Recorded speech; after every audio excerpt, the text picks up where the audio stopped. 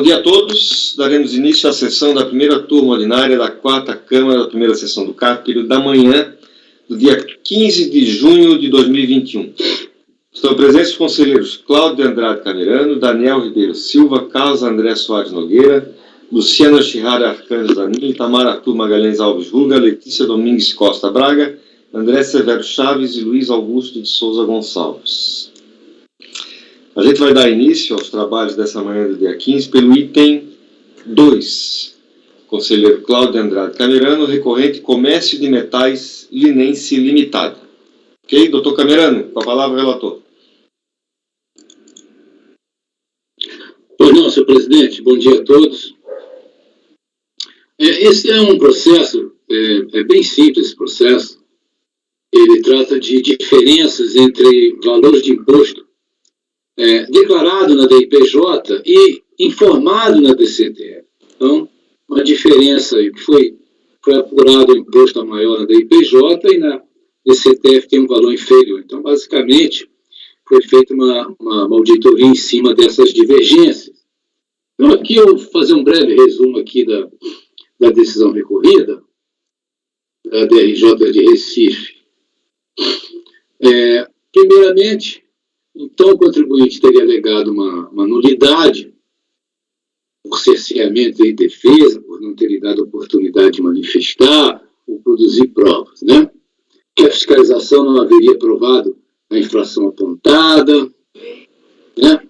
Que não teria havido qualquer irregularidade quanto ao recolhimento do IRPJ nos períodos em causa, que teria havido um erro no preenchimento da DIPJ, que não ensejaria lavatura de autoinfração. A decisão de piso, ela manteve o lançamento e com as seguintes motivações, né? Que foi propiciada ao contribuinte todas as hipóteses de se defender, de apresentar seus esclarecimentos, né?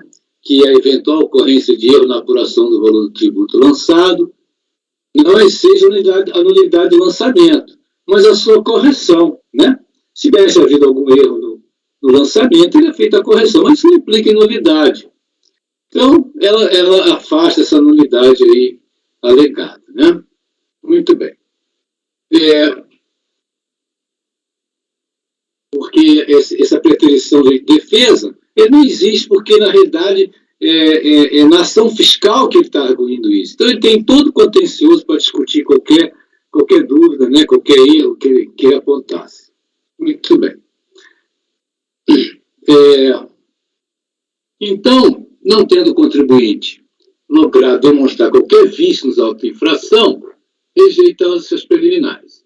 Ademais, ao contrário do alegado pelo contribuinte em sua impugnação, ela foi reintimada a esclarecer os motivos e os valores de imposto de renda a pagar relativos aos anos calendários de 2004 e 2006, apurados nas DIPJs, serem maiores do que estava informado no CTF. Né? Ela, inclusive, solicitou prorrogação de prazo, apresentou livros, né, referente ao registro de entradas e saídas, mas ela simplesmente não respondeu ao esclarecimento solicitado. Né? Requereu uma nova prorrogação, foi concedido, no entanto, não apresentou nenhuma resposta. Né? A exigência fiscal, dessa forma, partiu de falta cometida pela contribuinte, qual seja, o não pagamento da declaração em DCTF do imposto por ela própria apurada na DIPJ. De acordo com os demonstrativos elaborados pela autoridade fiscal, os valores lançados são exatamente idênticos àqueles declarados pela contribuinte em suas DIPJ, reduzidos apenas daqueles confessados às respectivas DCTF. Muito bem. Então, considerando que o contribuinte não conseguiu comprovar o recolhimento do IRPJ constante de suas DIPJs, ou a inclusão dos mesmos em DCTF apresentados antes de iniciar a ação fiscal, pré-requisitos únicos para emitir o lançamento ao atacado, mantém-se conforme lançados os valores do imposto de renda. Muito bem. Então, senhor presidente, vamos passando aqui ao recurso voluntário. Basicamente, ela repete o que já foi considerado na peça impugnatória. A ofensa aos princípios do contraditório, que a DRJ já se manifestou, do inconformismo em relação à ausência de irregularidade, né? E ela diz aqui, então, cumpre esclarecer que o que se apontou e percebeu como divergência na indicação dos valores de imposto de renda para os períodos relativos aos anos calendários de 2004 e 2006 se deu em razão de erro no preenchimento das respectivas DIPJ, sendo certo que os valores mencionados nas DCTFs pertinentes a esses anos, esses sim seriam os valores corretos, oriundos do faturamento percebido pela posteriormente fala da ilegalidade da taxa CELI. Bom, passando aqui então para o voto, preencher os requisitos de admissibilidade do recurso voluntário, deles se conhece. Conforme relatoriado, a recorrente declarou o valor do imposto de renda em sua DIPJ dos anos calendários 2004 e 2006 em montantes diferentes aos mesmos períodos em sua DCTF. Então, as diferenças apontadas foram objeto de intimações fiscais a contribuinte para os devidos esclarecimentos. Então, eu trouxe aqui uma intimação, né? Então, aqui, ó, em cotejamento das informações prestadas pelo contribuinte à Receita Federal, fazendo aquela comparação de DIPJ com DCTF relativamente aos anos 2004 e 2006, apuramos as inconsistências demonstradas abaixo. Então, ele apresenta aqui as inconsistências. Ó. Você tem os valores aqui informados em DIPJ, em DCTF, e a diferença apurada, né? Observe que os valores da DIPJ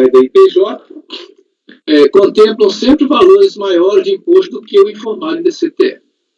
Acerca dessas diferenças apontadas, a contribuinte solicitou prorrogação de prazo para atendimento, o qual foi atendido, e posteriormente apresentou o livro de registro de entrada e saída dos anos 2004 e 2005, sem, entretanto, demonstrar por que os valores declarados de imposto de renda em sua DIPJ estavam superiores aos valores informados da CTF. Em seu recurso voluntário, a mesma cantilena reitera que os valores corretos são aqueles informados da DCTF, continuando a não esclarecer as diferenças apontadas pela autoridade fiscal. A contribuinte deve entender que o imposto de renda declarado em sua DIPJ deve estar em sintonia com o valor informado da CTF, relativo ao mesmo período de apuração, uma vez que os débitos informados da CTF, diferentemente dos mesmos débitos em DIPJ, se constituem confissão de dívida, prontos para eventual cobrança, caso não sejam devidamente recolhidos. Se o imposto de renda declarado em sua DIPJ foi apurado de maneira incorreta, ela deve providenciar a retificação em sua DIPJ para que o valor então retificado apresente-se coerente com o informado na DCTF. Mas para isso perfectibilizar, é necessário que a contribuinte demonstre que seu imposto de renda inicialmente declarado estava de fato apurado em montante superior ao realmente devido. Entretanto, a prova de sua redução não foi apresentada, ou seja, não se tem nos autos nenhuma evidência de que teria havido de fato algum tipo de erro na apuração do imposto de renda então apurado na DIPJ. Eu, inclusive, fui na DIPJ, eu fiz uns cálculos lá do imposto de renda, com a base de cálculo, a líquida, do imposto de renda adicional, e o valor que está na DIPJ, a princípio, eu não via nenhum erro, porque ela poderia ter feito um erro ali aritmético, enfim, mas uma transposição de dados, mas eu confesso que eu não vi nenhum erro ali na DIPJ. E ela não apontou, de fato, essa redução, né, do imposto que declarou na DCTF. A decisão de piso indicou o caminho a ser seguido. É preciso trazer provas da existência de erro na apuração do imposto de renda declarado. Mas a contribuinte quedou-se inerte e nada apresentou em seu recurso voluntário nesse sentido. É o que resta, concordar com a conclusão da decisão de piso na plenitude de seu voto, que alcançou também as preliminares de nulidade do feito fiscal, que acata como razão de decidir pelos seus próprios fundamentos. Eu reproduzo aqui a decisão da DRJ com relação à nulidade e o próprio mérito também. Eu reproduzo aqui todo o mérito que eu já relatoriei E concluo aqui então, senhor presidente. A fala da Selic eu também está com a súmula CARF.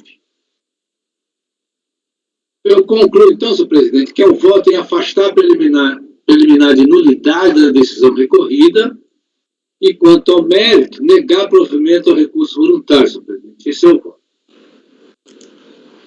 Muito bem, muito bem. Alguma dúvida, senhores? Está aberta a discussão.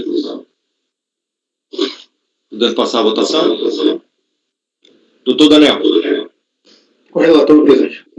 Doutor Carlos. Voto com o relator. Doutora Luciana. Com o relator, presidente. Doutor Itamar. Com o relator, presidente. Doutora Letícia. Com o relator. Doutor André. Com o relator, presidente. Também voto com o relator. Temos, então, por unanimidade de votos, afastar a preliminar. Deixa eu só ver aqui. Afastar a preliminar de nulidade da decisão recorrida e, quanto ao mérito, negar provimento ao recurso voluntário. Ok? Muito bem. Passemos, então, ao item... Bom, o item 3 é repetitivo desse item 2. Passemos, então, ao item 5, doutor Carlos André, WTSP Patrimonial S.A. Bom dia a todos. Bom, presidente, aqui esse processo, ele trata de lançamento de ofício de imposto de renda retido na fonte, pagamento a beneficiário não identificado, sem causa, no ano de 2005. Então, a fiscalização identificou esses pagamentos na escrituração contábil, eram lançamentos a crédito da conta de bancos, que evidenciaram o pagamento e deram asa à constituição do crédito, escriturado no livro diário, em 31 de maio de 2005, e eu reproduzo aí o trecho do termo de verificação, em que nós podemos ver aí, são dois lançamentos, um do valor de 3.154.000, um histórico de retirada de lucro do senhor Carlos Dias, e um outro lançamento de 1.107.720,04, que tem aí o histórico de ele/empréstimo na data. Muito bem. Uma vez que a contribuinte, durante o procedimento fiscal, não conseguiu comprovar os beneficiários dos pagamentos e também a causa, a fiscalização procedeu ao lançamento. Muito bem. A contribuinte apresentou impugnação, e aí está destacado, no relatório da DRJ, o contribuinte apresentou impugnação alegando nulidade do auto de infração. 1. Por cerceamento do direito de defesa, por ofensa ao princípio da verdade material, aos princípios da legalidade e da tipicidade. 3. Por erro na identificação do sujeito passivo. 4. Por afronta à legislação processual. 5. Por ausência de vinculação legal. E 6. Por ser autuação fundada em erro. Uma série de alegações. Depois, no voto, eu vou detalhar que ele reitera isso no recurso voluntário. Seguindo aí no relatório, na próxima página, tem, vamos dizer assim, os dois argumentos centrais que são trazidos pelo contribuinte. Então, diz a DRJ. Em relação ao erro na identificação do passivo, alega que o senhor Carlos Dias, falecido em junho de 2006, juntamente com a sua esposa, detinha 99,99% das ações da WT. Depois desse evento, houve a substituição do responsável pela contabilidade, fatos que levaram ao desconhecimento da real situação. Assim, ante o histórico do lançamento, o atual contador e os atuais acionistas foram, de início, induzidos a erro, acreditando que os valores em questão teriam sido destinados ao senhor Carlos Dias. Somente depois de contatos com antigos funcionários e com o exame da contabilidade de ambas as empresas, foi possível recuperar a memória dos acontecimentos e constatar o erro de fato no registro contábil da WT. Mas admitimos que o valor em questão tivesse sido pago ao senhor Carlos Dias, nesse caso, o lançamento deveria ter sido efetuado em seu nome, não em nome da pessoa jurídica. Este lançamento deve ser efetuado contra o contribuinte, que tem a relação pessoal e direta com o faturador, conforme a orientação jurisprudencial da Câmara Superior de Recursos Fiscais. Seguindo, e aqui é o ponto que ele alega a identificação do beneficiário e a causa. Né? Alega que o lançamento funda-se em erro de fato no registro contábil. O valor de 3.154.000 corresponde a mútuo destinado à empresa Carlisa para aquisição de um imóvel. E o valor de 1.107.000 destinou-se ao pagamento dos impostos incidentes sobre o mesmo imóvel, e que se encontravam em atraso. Alega que a empresa WT, que dispunha do referido valor, disponibilizou a Carlisa, empresa inscrita no CNPJ número tal, e que participa do seu capital social com 99,99%. Conforme se pode constatar pelos documentos 1A e 1B, a contabilidade da Carlisa registrou corretamente o fato, consignando-o como mútuo. Anexa documentos 2 a 6 para comprovar pagamento dos impostos, incidentes sobre o imóvel adquirido, que o senhor Carlos Dias era, à época, diretor da Carlisa, as saídas da conta corrente da WT e o ingresso na conta corrente da Carlisa, a interdependência entre as empresas Carlisa e WT, onde o senhor Carlos Dias era diretor-presidente de ambas. Alega ainda que se admitisse que não há erro no histórico do lançamento e se trata efetivamente de distribuição de lucros. A operação não estaria sujeita à incidência na fonte e se situaria nos limites permitidos pelo artigo 662 do Regulamento do Imposto de Renda. Né? Ou seja, ele diz que é mútuo, mas se fosse distribuição de lucro, era isento. Muito bem, a impugnação foi julgada improcedente, está aí a ementa do acordo. Né? No mérito, a razão essencial para a improcedência da impugnação foi a falta de comprovação da alegada causa para os pagamentos efetuados. O segundo impugnante seria o decorrência de operações de mútuo com a pessoa jurídica Carlisa S.A. Né? Muito bem. Tem aí um trecho destacado, mas acho que não vai ser necessário, podemos ir depois analisar isso direto no voto. E resignada com a decisão, a contribuinte interpôs recurso voluntário, no qual, em essência, reiterou as alegações lançadas na impugnação. Para dialogar com a decisão recorrida, a contribuinte acresceu às alegações iniciais a argumentação de que teria convertido os mútuos em dividendos, eliminando assim a única razão apontada pela autoridade julgadora ACOR para considerar não comprovada a causa dos pagamentos na berlinda. Então, posteriormente à fiscalização, ele teria convertido isso em distribuição de lucros. Muito bem. Então, vamos ao voto. Inicialmente, impede registrar que a autoridade fiscal intimou a contribuinte a comprovar os lançamentos contábeis a crédito da conta de disponibilidade por meio do termo de intimação lavrado em 17 de 5 de 2010. Aqui eu vou fazer uma observação. Lá, eu segui a ordem dos argumentos do recurso voluntário. Né? Lá na frente, ele reclama que houve pouco tempo entre o termo de intimação e o lançamento, né? Que isso cercearia o direito dele de defesa, que eu estou afastando em razão do próprio processo administrativo fiscal que permite a comprovação. Né? Muito bem. Então, ele foi intimado, está aí o trecho do termo de intimação.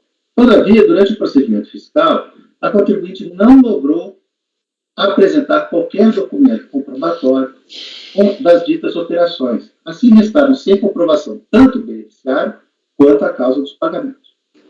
Na impugnação, a contribuinte logrou trazer elementos probatórios suficientes para comprovar que os pagamentos foram feitos à pessoa jurídica Carlisa, que era sócia majoritária da fiscalizada. Trago aqui esse ato da impugnação, em que a contribuinte relaciona os elementos probatórios que dariam suporte às suas alegações. Né? Ela alega que houve um erro de fato no registro do lançamento contábil, né? Novamente, né, que o valor se destinou à aquisição do imóvel e pagamento dos impostos incidentes. Né? E aí ele relata aqui os documentos, né? Os documentos 1A e 1B, a contabilidade da empresa Carlisa registrou corretamente o fato como mútuo. Documento 2 prova o pagamento dos impostos incidentes. No documento 3, que o senhor Carlos Dias era, na época, superintendente da Carlisa. 4, A e B são os extratos bancários da Carlisa e da WT, provando que os valores saíram de uma conta e foram para outra, né? E os documentos 5 e 6 provam a interdependência delas. Muito bem. A identificação do beneficiário do pagamento foi reconhecida pela autoridade julgadora de piso. A própria DJ já reconheceu que o beneficiário do pagamento é a Carlisa, conforme se pode observar no trecho anteriormente transcrito. Nesta esteira, compulsão dos autos, vejo que os elementos probatórios não deixam dúvidas que a beneficiária dos pagamentos hora sob exame foi a Carlisa. Entretanto, alinho-me com a interpretação da autoridade julgadora de piso, que conclui pela ausência de comprovação da causa alegada pela recorrente, ou seja, a ocorrência de mútuo com a sócia Carlisa S.A. Segundo o Código Civil, mútuo é empréstimo de coisa fungível, no caso, dinheiro. Assim, a restituição do valor é inerente à operação apontada por causa dos pagamentos em debate. Eu trago aqui o dispositivo lá do Código Civil. É inerente, portanto, às operações de mútuo que os valores sejam pagos em prazo razoável e que estes sejam exigidos pelo mutuante. Nada disso foi provado nos autos, como apontou de forma cristalina a autoridade julgadora de piso. E a comprovação da exigibilidade dos valores e de sua restituição não se caracteriza juridicamente a operação de mútuo, e desta forma não se comprova a alegada causa das transferências de recursos ora sob exame. Ademais, a legislação tributária determina que, no caso de mútuos contratados com pessoas vinculadas, a mutuante deve reconhecer receita financeira. Está aí o artigo 243 do regulamento do imposto de renda da época. Quanto a esta matéria, a autoridade julgadora de piso também apontou que a contribuinte não reconhecer qualquer receita financeira atinente aos alegados mútuos. Mas não é só. Caso se tratasse de mútuo, a recorrente também deveria ter efetuado a apuração do IOF, conforme determinação do artigo 13 da 9779, está aí transcrito. Novamente, não há nos autos qualquer comprovação da apuração de IOF. Vale destacar que a recorrente não juntou aos autos novos elementos de prova para dar suporte à alegação de que a causa dos pagamentos seria a realização de operações de mútuo, além daqueles que instruíram a impugnação. Em suma, não há nos autos qualquer elemento de prova que demonstre requisitos mínimos para a caracterização da operação de mútuo, como a exigibilidade do valor emprestado e sua restituição, bem como outros efeitos tributários, como reconhecimento de receitas financeiras e incidência de IOF. Conclui-se dessa forma que não há qualquer comprovação de que os valores pagos à Carlisa configurassem mútuo. A meu ver, permanece sem comprovação a causa alegada pela recorrente para os pagamentos questionados pela fiscalização. É também oportuno mencionar que não há controvérsia nos autos acerca dos efetivos pagamentos da contribuinte para a Carlisa, uma vez que a própria contribuinte encarregou-se de trazer aos autos os extratos bancários, demonstrando a transferência dos recursos à Carlisa. A comprovação dos pagamentos e a exigência da jurisprudência do CARF acerca do imposto de renda retido da fonte sobre pagamentos a beneficiários não identificados ou sem causa, conforme se verifica no seguinte julgado, eu transcrevo aqui. Pedaço da emenda. Muito bem.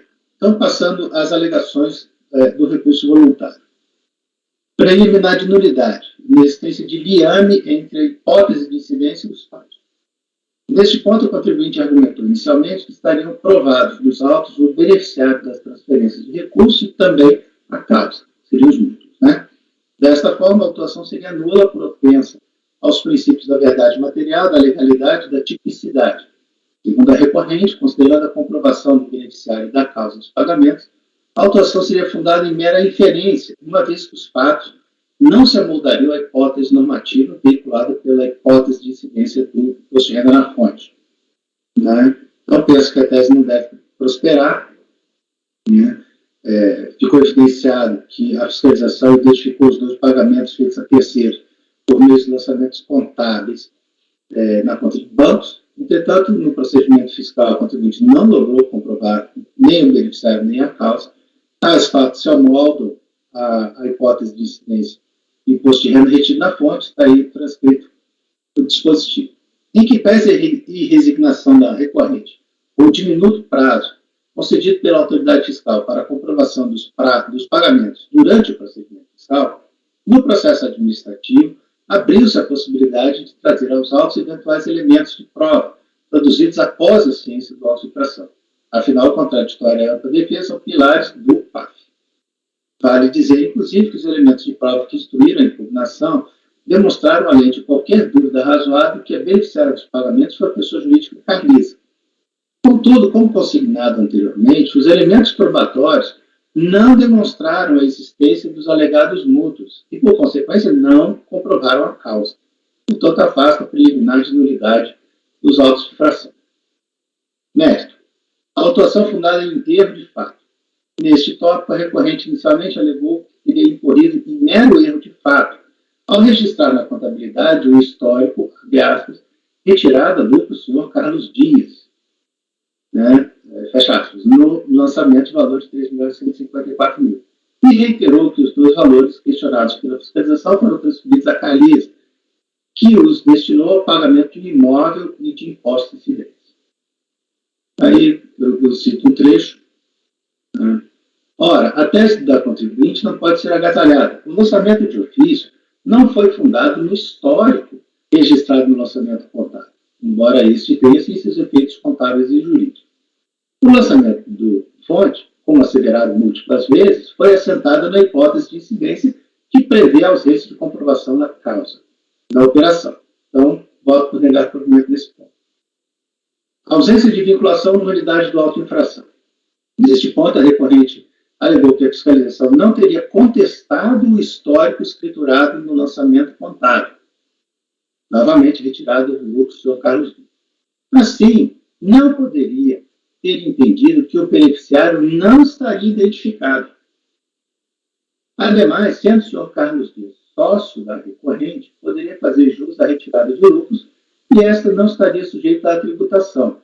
Então, eu reproduzo aí um trecho do recurso em que fala, traz essa argumentação. Está aí transcrito. Penso que esta alegação seja um completo disparate, beirando a deslealdade processual. Veja, a recorrente asseverou reiteradas vezes que as operações em questão seriam mútuos com a Carlisa. Trouxe aos autos elementos de prova que demonstraram que os recursos efetivamente foram transferidos à Carlisa.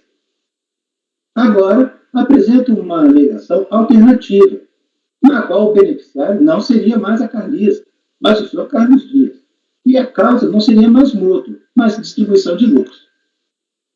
Penso que o processo administrativo fiscal não seja apto à apresentação de verdades alternativas, mas à busca da verdade material. Essa tese não encontra respaldo nos próprios elementos de prova juntados pela contribuinte na impugnação, que demonstraram que a beneficiária dos recursos transferidos foi a Carlisa. Afinal, o que se busca é a verdade material possível de ser obtida a partir da linguagem das provas. A descrição do fato jurídico deve ser apoiada sempre nos elementos probatórios carregados aos autos. No caso interno, ao contrário do que alegou o contribuinte, o fato descrito pela autoridade fiscal foi simplesmente a existência de dois pagamentos feitos a terceiros, cujos beneficiários e causas não haviam sido comprovados pela fiscalizada durante o procedimento de ofício. A autoridade não concordou ou discordou do histórico registrado nos lançamentos contábeis. Após o lançamento de ofício, na impugnação, a contribuinte logrou comprovar que a beneficiária dos pagamentos seria a Carlisa, e fundada nessa prova, e com base nos mesmos elementos, buscou provar que a causa seria a realização de operações de mútuo. Mas, como dito acima, não teve êxito em comprovar tal causa. Não é possível agora ignorar os elementos probatórios trazidos por si mesmo aos autos para descrever um fato absolutamente distinto, sem suporte de qualquer elemento de prova. Não há nenhuma prova de que o beneficiário fosse o senhor Carlos Dias e que a causa fosse distribuição de lucros.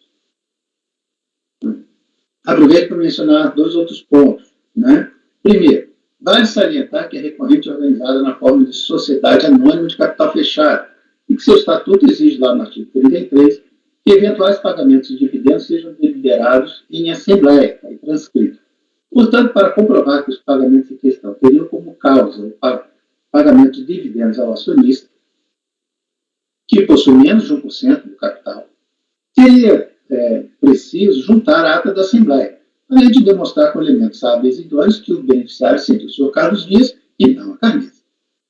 Segundo, não há nos autos nenhum balanço demonstrativo contábil que comprove que a recorrente dispunha de lucros acumulados ou tenha oferido lucro até 31 de 5 de 2005, que é a data dos pagamentos, que desse suporte ao legado de distribuição de lucro.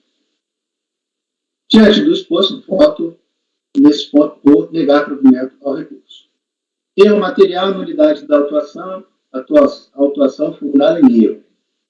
Neste trecho, a recorrente repete a alegação de que os pagamentos tinham como beneficiária a Carmisa e que o registro histórico não passaria de mero erro. Né? O erro não poderia dar aso à incidência de tributo. Eu transcrevo aqui um trecho. E a distribuição de lucros também não poderia dar aso à tributação. Transcrevo outro trecho. Esses argumentos já foram apreciados e vencidos conforme assim. Então, negando provimento nesse ponto. A ausência de nexo lógico entre os fatos narrados no acórdão e a conclusão do mesmo. Neste ponto, a recorrente rebateu o fundamento utilizado pela autoridade julgadora de piso e que não haveria comprovação dos mútuos em razão de não haver pagamento dos valores que teriam sido emprestados. Segundo a contribuinte, os valores objeto dos mútuos teriam sido convertidos em dividendos. Eu transcrevo uma parte da peça recursal aí que fala sobre isso. A meu juízo, essa transmutação de mútuo em dividendo não tem o condão de comprovar a causa alegada. Ora, como dito anteriormente, o mútuo é um empréstimo de coisa fungível, no caso dinheiro. Portanto, a Carlisa era devedora da recorrente, teria de pagar o valor devido.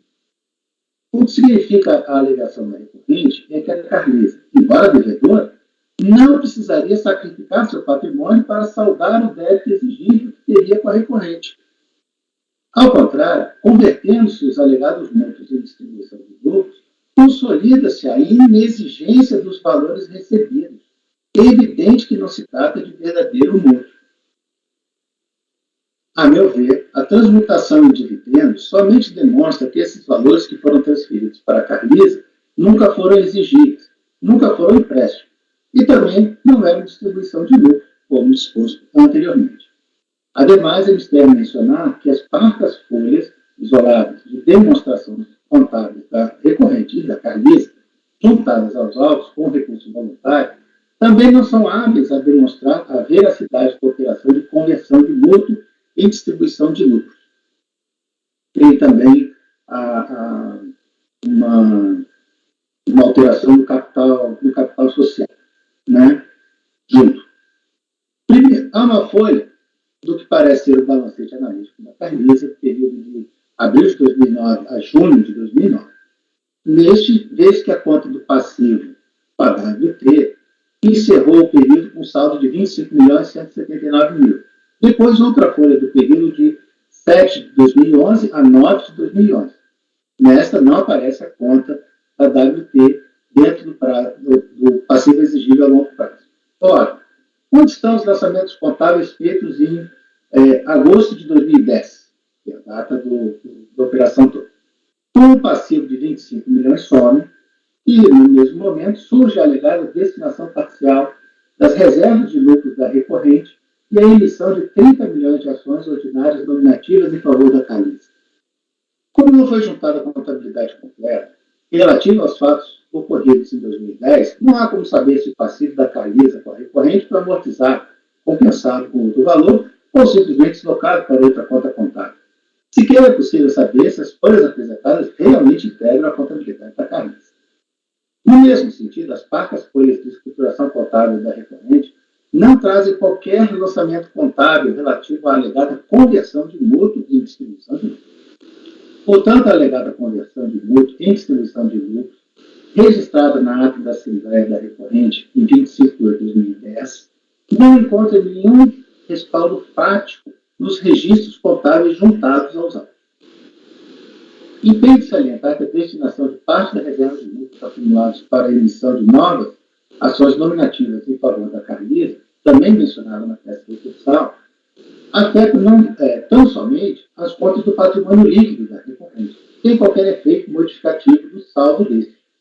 Por outro lado, cerca de 25 milhões de valor a receber da Carnisa modificaria o ativo do patrimônio líquido, diminuindo, mas, como dito, não foram juntados aos autos os respectivos lançamentos contábeis. É necessário repetir com veemência essa tentativa feita em 25 de 8 de 2010, ou seja, meses após o encerramento da fiscalização, que foi em 28 de 5 de 2010, e do próprio protocolo da impugnação, junho de 2010, de mascarar o fato apurado pela autoridade fiscal, com um simulacro de distribuição de lucros que, no fundo, apenas demonstra que os valores foram recebidos pela Carnisa a outro título que não mútuo. A meu sentido, essa operação foi feita formalmente no papel, completamente a descrição. Ao contrário de comprovar as alegações da recorrente, tem o único fito de dissimular o fato, obnubilar o processo cognitivo e levar o julgador a ele. Como vocês podem ver aí na observação que eu fiz, é uma defesa do tipo se colar, colou. Primeiro diz que é mútuo com a Carnisa. Depois diz que é distribuição de lucros com sócio pessoa física. Se um dos dois colar, diz que transformou o mútuo em distribuição de lucros. Assim também, nesse ponto, voto por negar provimento à defesa voluntária. Nulidade por cerceamento do direito de defesa. Nesse ponto, a contribuinte alegou cerceamento do direito de defesa em razão da fiscalização ter lavrado o termo de intimação em 17 de 5 e ter lavrado os autos de infração em 28 de 5. Então, aí as suas palavras. Acho que a tese não deve prosperar. Então, só para argumentar, na fase litigiosa, inaugurada com a apresentação da impugnação, que o contribuinte tem a oportunidade de submeter, consoante o princípio do devido processo legal, suas razões de fato, de direito, às autoridades julgadoras administrativas, com duplo grau de cognição, coisa que ela, até o momento, não logrou fazer para comprovar a causa. Então, eu estou afastando a admissão de nulidade do auto-infração por cerceamento de defesa. Nulidade por afronta à legislação processual. Neste ponto, a recorrente alegou que, durante o procedimento fiscal, teria recuperado espontaneidade, em razão de terem decorrido mais de 60 dias entre um ato e outro. Assim, o MPF teria perdido sua validade e o procedimento de ofício não poderia ter procedido com o mesmo fiscal. Ademais, não teria sido intimado das prorrogações do MPF. Então, está aí o recurso voluntário que aborda a matéria. Bom, não é de se acolher. Primeiro, a questão da espontaneidade. Então, o afastamento da espontaneidade decorre do início do procedimento de ofício, está aí o dispositivo do Decreto 7235. Ora, a requisição de espontaneidade durante o procedimento fiscal não afeta a competência atribuída pelo artigo 142 do CTN à autoridade fiscal para verificar a ocorrência do fato jurídico tributário e efetuar o correspondente lançamento de ofício. Também não implica a extinção do MPF ou a nulidade do lançamento de ofício. A requisição de espontaneidade durante o procedimento fiscal significa que o sujeito passivo pode realizar atos como pagamento, parcelamento ou constituição do crédito tributário por meio de declaração. Nesse diapasão, caso a recorrente houvesse efetuado pagamento, parcelamento e declaração de débito, relativo ao fato que estava sendo apurado pela fiscalização, a autoridade administrativa teria de considerar eventual valor como espontâneo, surtindo assim seus efeitos peculiares e afastando, na mesma medida, a possibilidade de lançamento de ofício. Quanto ao prazo para a realização do procedimento fiscal contido no MPF, tem que dizer a partida que as prorrogações de MPF são devidamente registradas nos autos do processo, conforme segue. E aqui eu reproduzo lá o extrato. Ademais, a jurisprudência do CARF é sólida, no sentido de que o MPF configura controle administrativo da Receita, e que, nesta esteira, eventual irregularidade não configura hipótese de nulidade dos autos de infração, desde que estes tenham sido lavrados por pessoa competente, sem cerceamento do direito de defesa e preencham os requisitos do artigo 142 do CTN. Aí eu trago alguns precedentes nesse sentido. Nulidade por erro na identificação do sujeito passivo. Neste tópico, a recorrente volta a insistir na verdade alternativa, em que o beneficiário do pagamento seja o senhor Carlos Dias. Neste caso, haverido erro na identificação do passivo, pois o lançamento deveria ter sido feito contra a pessoa física. Né? Eu transcrevo novamente. A tentativa de criar realidades alternativas com diversos beneficiários e causas dos pagamentos já foi rechaçada. A beneficiária dos pagamentos foi a Carlisa. Então, estou afastando mais essa arguição de nulidade. A questão da multa apenas acompanha o lançamento de ofício. Então, em conclusão, presidente, apesar da matéria ser simples, um voto longo por conta das inúmeras alegações da contribuinte, eu voto para afastar as arguições de nulidade do auto de infração e no mérito por negar provimento ao recurso voluntário. Muito bem. Senhores, está aberta a discussão.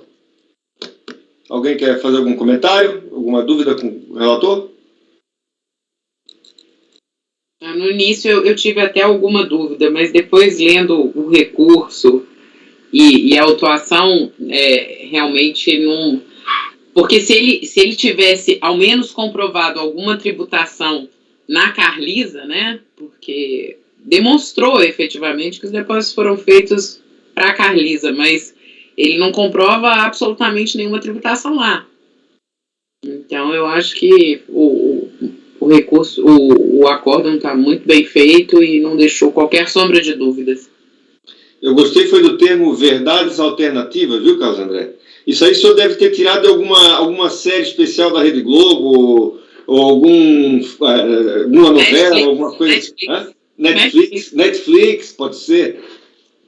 Verdades alternativas. É bem isso, né? Quer dizer, ele fica jogando, né? Olha, o beneficiário foi a Carlisa. Mas se não fosse a Carlisa, se fosse o sócio, aí seria distribuição de lucro. Mas se você for considerar que é para o sócio e tiver algum problema, aí você teria que lançar na pessoa física. Tá? Aí, se nada disso colar, bom, mas aí eu transformei o mútuo em dividendo, quer dizer, ele vai tentando ver o que cola. Né? Não existem os pedidos alternativos na questão? Aqui são verdades alternativas para ver qual delas pode colar. Realmente é uma coisa absolutamente descolada dos elementos de prova trazidos aos autos. Eu estava me imaginando, eu fazendo esse voto, viu, Carlos André? Eu não seria tão soft quanto o senhor foi, né, na sua redação. Eu seria mais incisivo até, porque eu ficaria, principalmente pelo nosso passado na fiscalização, você vê esse tipo de... O cara fazer isso não tem problema nenhum. Agora, o problema é vir no recurso e ficar, né, alegando esse tipo de coisa que foi alegado, entendeu? Então, isso realmente chega a irritar um pouco, entende? Porque a gente perde muito tempo, né? Você tem que discorrer sobre todos eles, sobre o risco desse processo ser arrastado, né, por recursos e outras coisas mais, né? E, enfim, mas parabenizo o relator pelo voto, está muito bom. Podemos passar a votação, gente? Doutor Camerano. Senhor presidente, eu também parabenizo o relator. Só me resta concordar com a posição do relator quando afirmou que o contribuinte veio, de fato, obnubilar o processo. Ele veio, sim, obnubilar o processo. Doutor Camerano, sim, senhor. Eu anotei as verdades alternativas e o obnubilar aqui. Sim, senhor, porque ele está tentando obscurecer o processo. É como se olhasse para as nuvens, entendeu? Então, realmente, eu nego o provimento, eu concordo com o relator. Muito bem, doutor Camerano. Muito bem observado. Doutor Daniel. Parabenizando o relator, acompanho também, presidente. Doutora Luciana. Também acompanho, presidente. Parabéns ao relator. Doutor Itamar. Com o relator, presidente. Doutora Letícia. Com o relator, presidente. Doutor André. Também acompanho o relator e também parabenizo, abordou todos os argumentos de forma excepcional. Principalmente o obnubilar, não é isso? Exatamente. Também voto com o relator. Temos, então, por unanimidade de votos, afastar as arguições de nulidade do auto de infração e, no mérito, negar provimento ao recurso voluntário. Item 6 e 7 foram retirados de pauta. Item 8, Dr. Daniel Salles Ramos, Advocacia Tributária. Bom, presidente, há um lançamento em razão do 42 da Lei 9.430, tá? Então, presunção de omissão de receita por depósito bancário de origem não identificada. Eu vou citar aqui os fatos que esse lançamento é bem fático, e foram vários lançamentos correlacionados a ele. Foi um procedimento fiscalizatório muito grande, que identificou movimentações incompatíveis em uma série de pessoas físicas, tá? E também na pessoa física sócio desse escritório e também do escritório. Tá? Então, tiveram lançamentos de imposto de renda pessoa física em várias pessoas aí, titulares de contas, e também imposto de renda pessoa física no sócio do escritório e imposto de renda pessoa jurídica e reflexos no escritório. E eu vou citar aqui alguns pontos do procedimento fiscalizatório para vocês entenderem um pouco o pano de fundo. Tá? Eu cito aqui essa autuação dos anos 2003 e 2004. Eu vou citar aqui alguns pontos aqui do procedimento fiscalizatório, que está aí citado no TVF. Em 6/6 foi emitido o termo de início de fiscalização, informando a Bellini é o sócio da Salles Ramos, tá? Os valores movimentados em suas contas correntes e o valor dos rendimentos declarados, sendo solicitada a apresentação de extratos bancários, ficha cadastral, etc, etc. Em 20/6 de 2006, Bellini apresentou resposta, solicitando prazo de 20 dias, informando que o contribuinte encontrava-se preso na carceragem da Polícia Federal desde 19/3 de 2006, sendo que em 2005 ficou também preso de 10/6 a 14/12, e que neste intervalo seu escritório e domicílios foram objeto de 3 mandados de busca e apreensão promovidos pela Receita e Polícia Federal, com autorização judicial, razão pela qual, há mais de um ano, todos os documentos fiscais e contábeis do contribuinte encontravam-se em poder de tais instituições. Então, ele estava preso, alegou a impossibilidade de cumprir, que os documentos estavam em posse da Polícia Federal e da própria Receita Federal, e autorizou a quebra de sigilo fiscal e bancário. Em 25/6, tendo em vista a incompatibilidade da movimentação financeira, que era 10 vezes superior ao rendimento declarado, foi emitida a RMF para todos os bancos que o contribuinte mantinha contas. Após a análise da documentação apresentada, verificou os créditos em contas Bellini, razão pela qual ele foi intimado para apresentar a documentação a Bedônio. Isso daqui acabou justificando, porque ele, como foi um procedimento fiscalizatório e tal, algumas coisas ele relata, um procedimento fiscalizatório só, algumas coisas ele relata relativa aos outros lançamentos. Então, nesse caso aqui, o que foi depositado na conta de Bellini já foi objeto também de autuação, em parte, na pessoa física. Após inúmeras tentativas de fazer com que o seu Bellini trouxesse à baila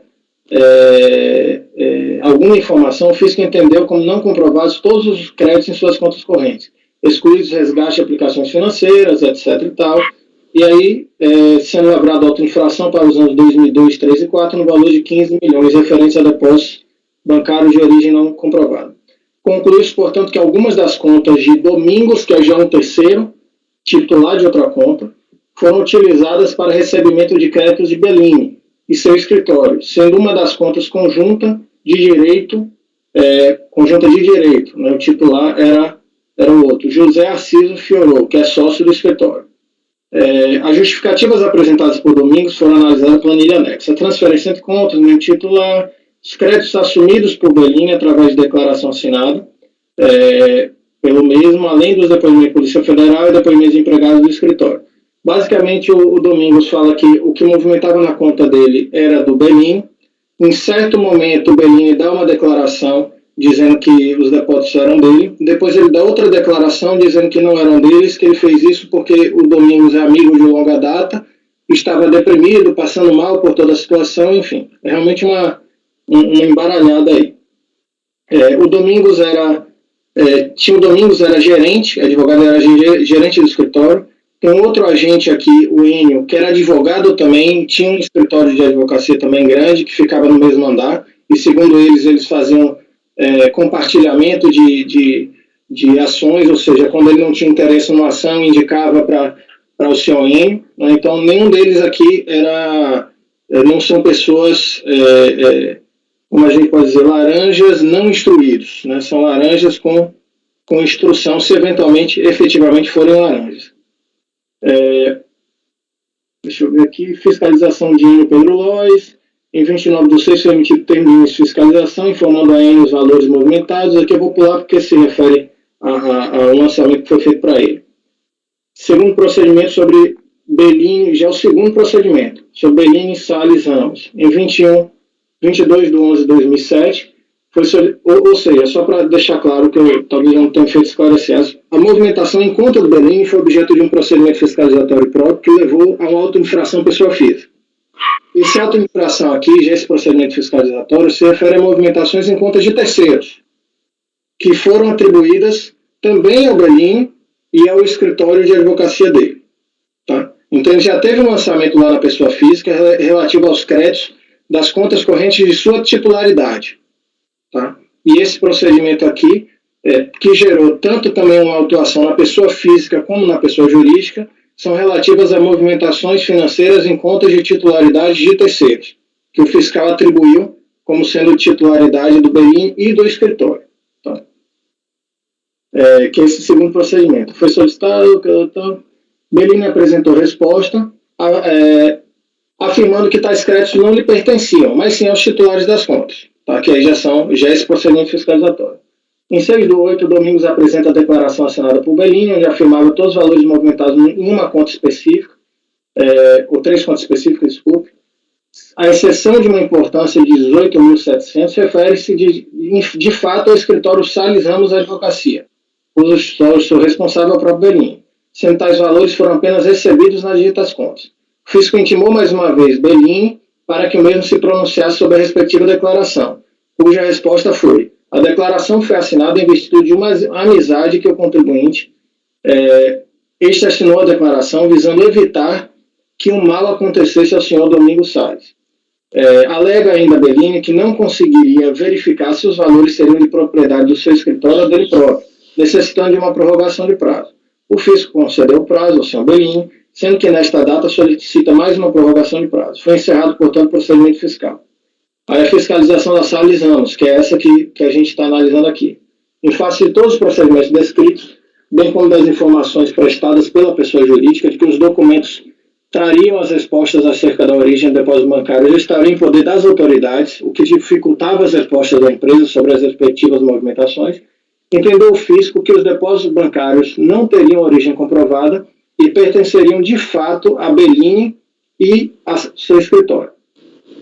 Como não seria possível mensurar qual montante seria de propriedade de cada um, entendeu-se existir contas conjuntas de fato entre estes, de modo que os depósitos com origem não comprovada serão divididos igualmente entre os dois.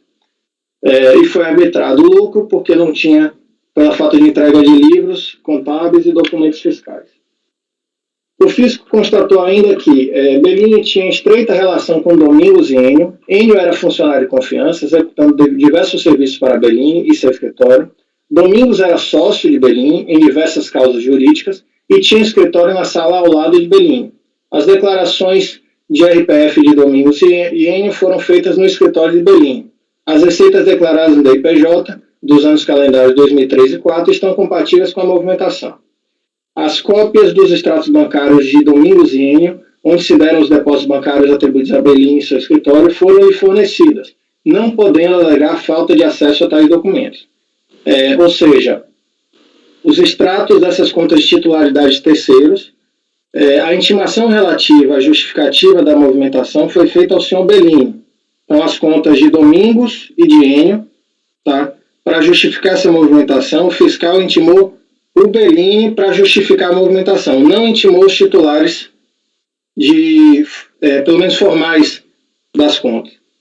Bellini, a qualquer tempo, poderia ter solicitado, desde o início de fiscalização, à Justiça ou à Polícia Federal, cópia dos documentos apreendidos. Mas ele fez isso. Ele chegou a pedir o desentranhamento dos documentos para apresentar a auditoria, e foi negado esse desentranhamento. Aí o fiscal fala: você é advogado, você podia ter pedido cópia. Ele fala: mas eu estava preso. Mas desse procuração para alguém fazer. Então ficou nesse ping-pong aí de um lado para o outro. E diz que ele poderia, a qualquer tempo, pedir cópia. Poderia alegar que desconhece tal possibilidade, mas sabe-se que o mesmo é um advogado bem-sucedido na cidade de Vitória. Informado sobre o procedimento necessário para solicitar a documentação apreendida, o mesmo apresentou petição à Justiça Federal. Da solicitação à Justiça já se passaram 18 meses, sem que o mesmo apresentasse qualquer resposta ao documento comprobatório. Aí ele lista aí as infrações apuradas, que aí eu peço venha para pular aqui. Importante ainda ressaltar o procedimento que adotou a autoridade fiscal na imputação das infrações. Aí eu cito aqui de forma destacada. Diante do acima exposto, consideraremos os créditos analisados nas contas correntes de Domingos e Enio como sendo de propriedade de Bellini e seu escritório Salles Ramos Advocacia. Tais créditos serão considerados como de origem não comprovada, sendo lavrado o respectivo auto de infração referente aos anos 2003 e 2004. Ressalto, como não é possível mensurar qual montante seria de propriedade de cada um, e entendemos que existem contas correntes de fato entre estes, de modo que os depósitos bancários com origem não comprovada serão divididos igualmente entre a pessoa física e o seu escritório. E os depósitos de diversas contas correntes de Domingo e Enio, que não foram comprovados pelo contribuinte Bellini, encontram-se nas planilhas. A situação fática é essa. Tá? Eu vou citar aqui alguns pontos que foram levantados em impugnação, que eu acho que são fatos também relevantes para a gente chamar a atenção. Eu deixei em amarelo. Então, cito aqui toda a impugnação. Ele fala que assim, em 12 de 12 de 2008, foi apresentada a resposta ao fisco, com a afirmação de que não havia como se apurar imediatamente se os valores eram de propriedade da empresa, tendo em vista principalmente o fato que os documentos contábeis foram apreendidos pela Justiça Federal no decorrer da Operação Esfinge. O fisco ignorou o fato que a contribuinte manifestou-se regularmente sobre os valores supostamente de sua propriedade, movimentados através de interposta pessoa, cerceando por completo seu direito de defesa. A justificativa que ele deu foi essa: eu não tenho documentação e a conta não é minha, não posso justificar a movimentação em conta de terceiro. Da mesma forma, afirmou que o senhor Enio, que os valores excedentes de sua conta corrente pertenciam ao senhor Francisco José Gonçalves Pereira e o senhor Bellini José Salles Ramos. Além disso, no mesmo termo, o fisco apegou-se à premissa de que o senhor Bellini, visando obstacularizar a fiscalização, afirmara que não estaria de posse dos documentos. Necessário, portanto, reprisar que os documentos fiscais e contábeis do senhor Bellini e da contribuinte foram apreendidos pela Polícia Federal, sendo que o contribuinte não tem acesso aos mesmos até a presente data. No curso do procedimento fiscal, foi solicitada à Justiça Federal a liberação dos documentos, sendo que tal pedido foi indeferido pela autoridade judiciária, razão pela qual, mais uma vez, solicitou a devolução dos documentos, cuja apreciação do pedido ocorrera em 14 de 10 de 2008. Nesta apreciação, a juíza determinou a expedição de ofício da RF Vitória, a fim de que fosse informado se existiam documentos apreendidos em nome de Bellini, feitos em razão da denominada Operação Esfinge. Entretanto, o fisco, em que pese ter tomado ciência da decisão pronotada e ter plena ciência de que os documentos estavam apreendidos, continuou na premissa de que o contribuinte visava obstacularizar a fiscalização, que de fato não seria verdade.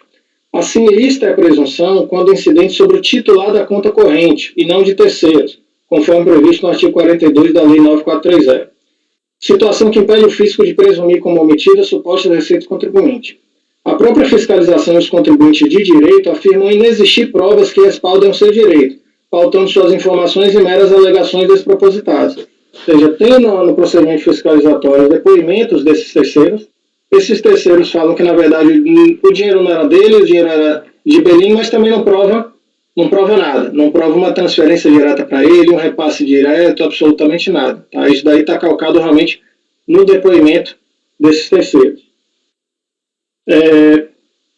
Ressalto que o lançamento do crédito tributário foi realizado tomando-se por base tão somente os valores depositados nas contas correntes de terceiros, pautando-se em extratos bancários sem nenhuma relação direta com o contribuinte. Com efeito, o artigo 42 da 9430 permite a fiscalização fazer presunção simples, ou seja, pautada em indícios, para considerar alguns dos depósitos bancários como omissão de rendimentos. Todavia, a presunção deve estar acompanhada de outros elementos para imposição sancionatória. A presunção deveria recair, ao contrário, sobre os titulares das contas correntes, não sendo legítima a inversão do ônus da prova. Por fim, alega ainda que não teria condições de fazer provas de valores movimentados na contas correntes terceiros. Seriam efetivamente os mesmos, o que não existe previsão legal para fracionamento do crédito tributário entre a contribuinte e o Sr. Bellini, com fulcro na incapacidade da fiscalização de fazer provas sobre o proprietário do crédito. Lembra ainda que a contribuinte nunca assinou qualquer tipo de declaração assumindo a responsabilidade por quaisquer débitos, sendo a declaração prestada pelo Sr. Bellini, pessoa física, por mera liberalidade, que o fez em nome próprio e como pessoa física. Sob qualquer ótica de análise, a autuação seria nula, tendo em vista a incapacidade da fiscalização de fazer prova ou mesmo demonstrar qualquer indício sagaz contra o contribuinte. O acordo manteve o lançamento, tá? Tem uma série de outras arguições relativas à inconstitucionalidade, multa qualificada, etc. Tá? Isto porque, conforme o entendimento da turma julgadora, não há como a interessada querer afastar sob pretexto de inexistência da presunção legal a infração fiscal imputada. E ainda no que pertine ao requisito para a concretização da presunção, ou seja, a devida intimação do interessado, vale dizer que o mesmo fora inúmeras vezes intimado pelo fisco para justificar as informações prestadas pelas instituições financeiras. As ligações entre as pessoas físicas e a interessada foram milimetricamente justificadas pelo fisco durante todo o procedimento fiscal. As próprias pessoas físicas envolvidas, nos depoimentos efetuados e diante dos extratos bancários apresentados, trazem a comprovação de que as quantias depositadas pertenciam ao Sr. Bellini e sua empresa, fato este que também foi declarado pelo próprio Sr. Bellini. A DRJ ainda entendeu que, quanto às argumentações trazidas em diversas passagens de sua impugnação, onde o interessado levanta questões constitucionais em fase de dispositivo lei maior que teriam sido mal feridos por atos normativos, procedimento. Embora no seu íntimo o relator entenda que no caso concreto não se verifique nenhuma das máculas, afastou porque não cabe à esfera administrativa enfrentar a matéria de constitucionalidade. Ressaltaram ainda que a reiterada prática em omitir informações e declarações prejudicou a administração no seu desiderato, qual seja a promoção da arrecadação em favor do erário, revelando-se o interessado assim sua intenção fraudulenta em se eximir do recolhimento tributário cabível. As folhas 1834 ele apresenta recurso voluntário, em que grande parte ele repete os argumentos de impugnação, mas eu vou citar aqui alguns outros trechos. Diz que a recorrente não pode ser penalizada por não apresentar os documentos que se reconhecidamente não tinha posse dos mesmos. Dessa forma, a presunção incerta no artigo 42 não pode ser aplicada.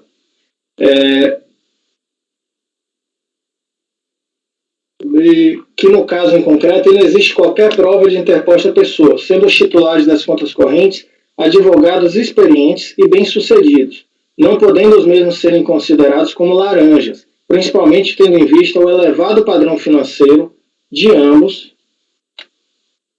que poderiam amparar os depósitos bancários e justificar sua movimentação financeira. No que diz respeito ao Sr. Enio, mesmo afirma vagamente que os valores não pertenciam, afirmando que eram de propriedade do Sr. Francisco e do Sr. Bellini, em momento algum afirmando que os valores eram da recorrente, ou seja, do escritório. E o resto é basicamente repetição, presidente. Esse é o relatório do essencial. Passo ao voto.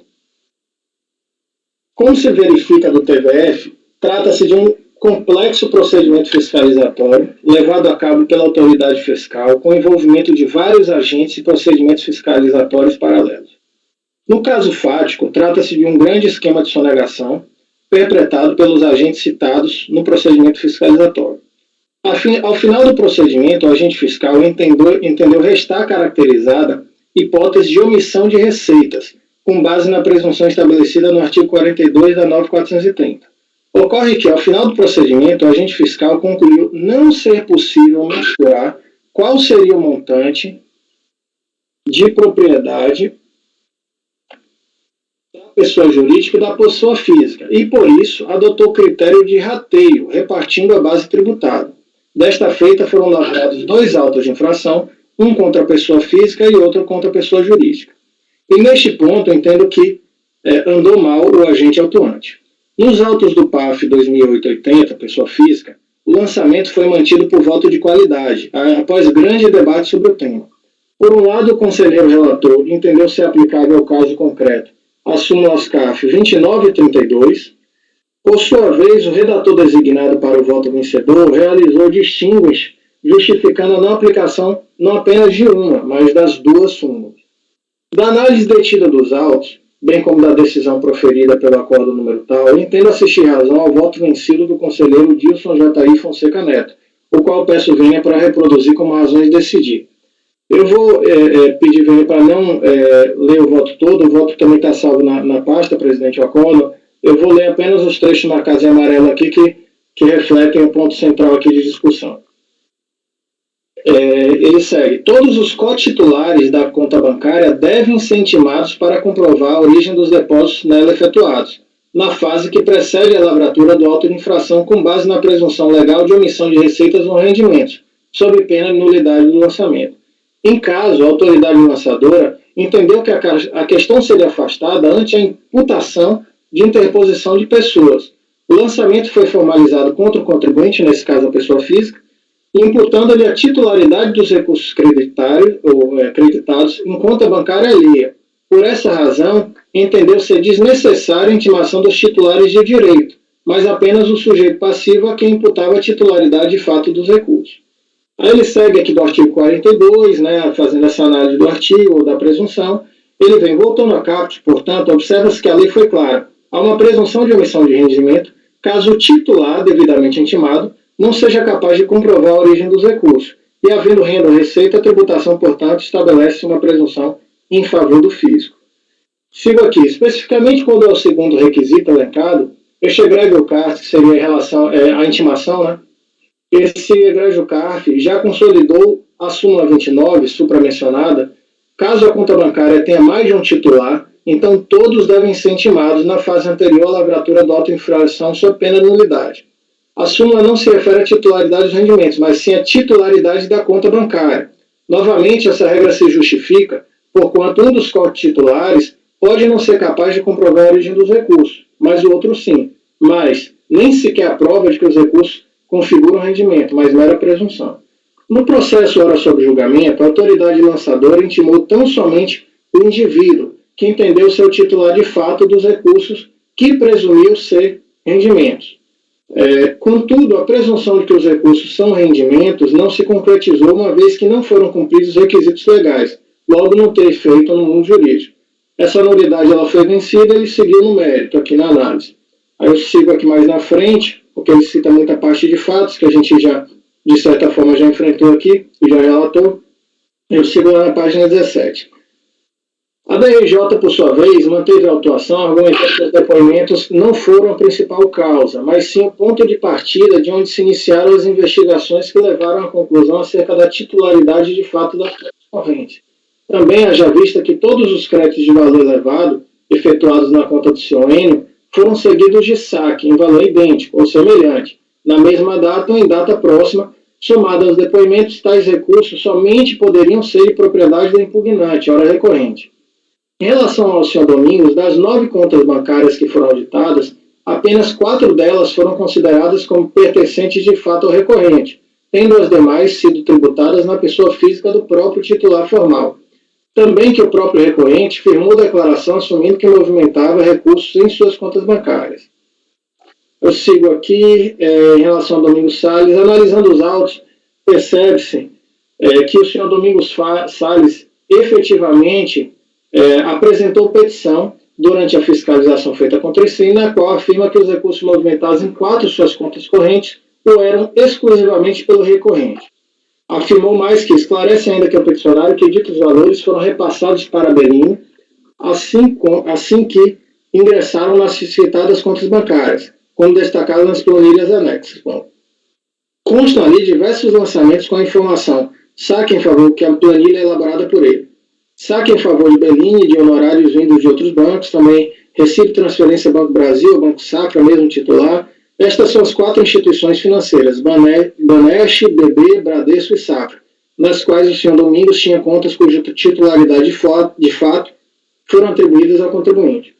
Também consta termo de declaração espontaneamente prestado pelo senhor Domingos à fiscalização, na qual afirma, entre outras coisas, que o recorrente lhe passava ações que não eram de seu interesse, que as suas declarações de imposto de renda eram feitas no escritório do senhor Bellini, e que alguns bens eram incluídos nelas com seu conhecimento, mas que pertenciam ao recorrente, que abriu as contas bancárias que eram movimentadas pelo recorrente, que repassava os valores ao recorrente por meio de cheques nominais ao próprio emissor e firmados no verso, os quais eram posteriormente sacados na boca do caixa, que não tem prova documental dos fatos descritos, que o senhor Enio também movimentava em suas contas bancárias recursos da recorrente, que o próprio senhor Bellini tinha admitido tais fatos à Polícia Federal e que ele, o senhor Domingos, tinha cópia tal depoimento.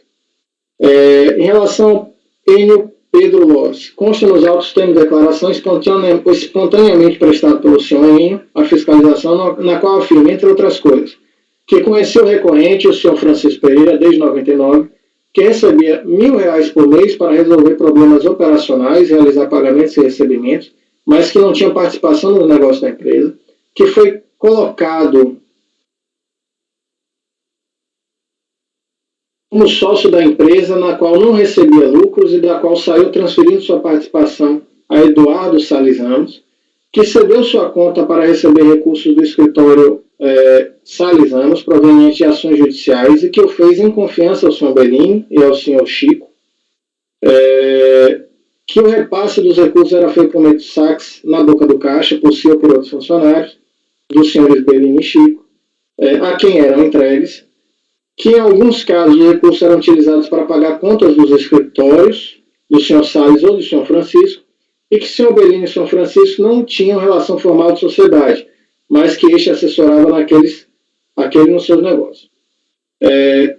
Já em 4 de 8 de 2008, firmou declaração com firma reconhecida em cartório na mesma data, afirmando textualmente que, e aqui foi a informação do senhor Bellini, em que ele assume movimentação das contas do senhor Domingos, senhor Bellini, pessoa física. Depois, em 27 de 8, 20 dias depois praticamente, se retratou da declaração, dizendo que fez isso em razão do desespero do senhor Domingos e da amizade que ele tinha. Frisou, entretanto, que fora paciente de auto-infração lavrado contra a pessoa física, no qual foi apurado acréscimo patrimonial de 20 milhões aproximadamente, referente aos anos calendários de 2002 e 2004, e que esse valor é suficiente para fazer face à movimentação bancária indicada nesses autos. Foram juntados nos autos cópias de outra MPF, nas quais o contribuinte é intimado ainda em 2006 a explicar sua movimentação bancária, apresentando extratos, explicação, natureza da movimentação, documentação comprobatória, tendo explicado que se encontrava preso e que seus documentos foram apreendidos. Houve novas intimações para comprovar a origem do depósito, dessa vez individualizados em função do acesso aos extratos bancários. Em maio de 2007, foram intimados, ainda no escopo dessa MPF, a afirmar se concordava com as afirmações do senhor Domingo e Enio, de que os recursos movimentados eram de sua titularidade. Enfim, do TVF tal, deste outro MPF, é possível notar que foram lançados autos de infração para constituir imposto de renda pessoa física em desfavor do mesmo contribuinte, também em função de depósitos bancários de origem não comprovada, porém dessa vez em contas de sua titularidade formal. Ele cita aqui coisas relativas aos outros MPFs, e chegam aqui na conclusão. A verdade é que faltam, efetivamente, provas cabais de que os recursos movimentados nas contas bancárias do senhor Domingos e do senhor Enio são efetivamente do recorrente. Como bem chamou a atenção a defesa, o senhor Domingos, inclusive, afirma textualmente não dispor de quaisquer provas de que os recursos eram do recorrente. Também analisando a declaração do senhor Enio, percebe-se que ele atribui os rendimentos ao escritório e não à pessoa física. Também que inclui o senhor Francisco Pereira como co-titular dos recursos, pessoa essa que simplesmente é suprimida do lançamento ora analisado. Não se nega que há, efetivamente, diversos fatos não corriqueiros nessas movimentações, nas contas do senhor Domingos e do senhor Enio. São exemplos do saque em valor igual ou similar na mesma data ou em data próxima de todo o montante do depósito feito nas contas e emissão de cheques nominais a si próprio com endosso, por ambos, entre outros. Repete-se, entretanto, que não há provas nos autos de que os recursos são da pessoa física do senhor Bellini Ramos. Assim, depoimentos. O depoimento do senhor Domingos atribui os recursos ao senhor Bellini, é verdade. Este, entretanto, nega a titularidade dos recursos, palavra contra palavra, ônus da prova de quem alega, e o senhor Domingos admite não ter documentos para provar suas alegações.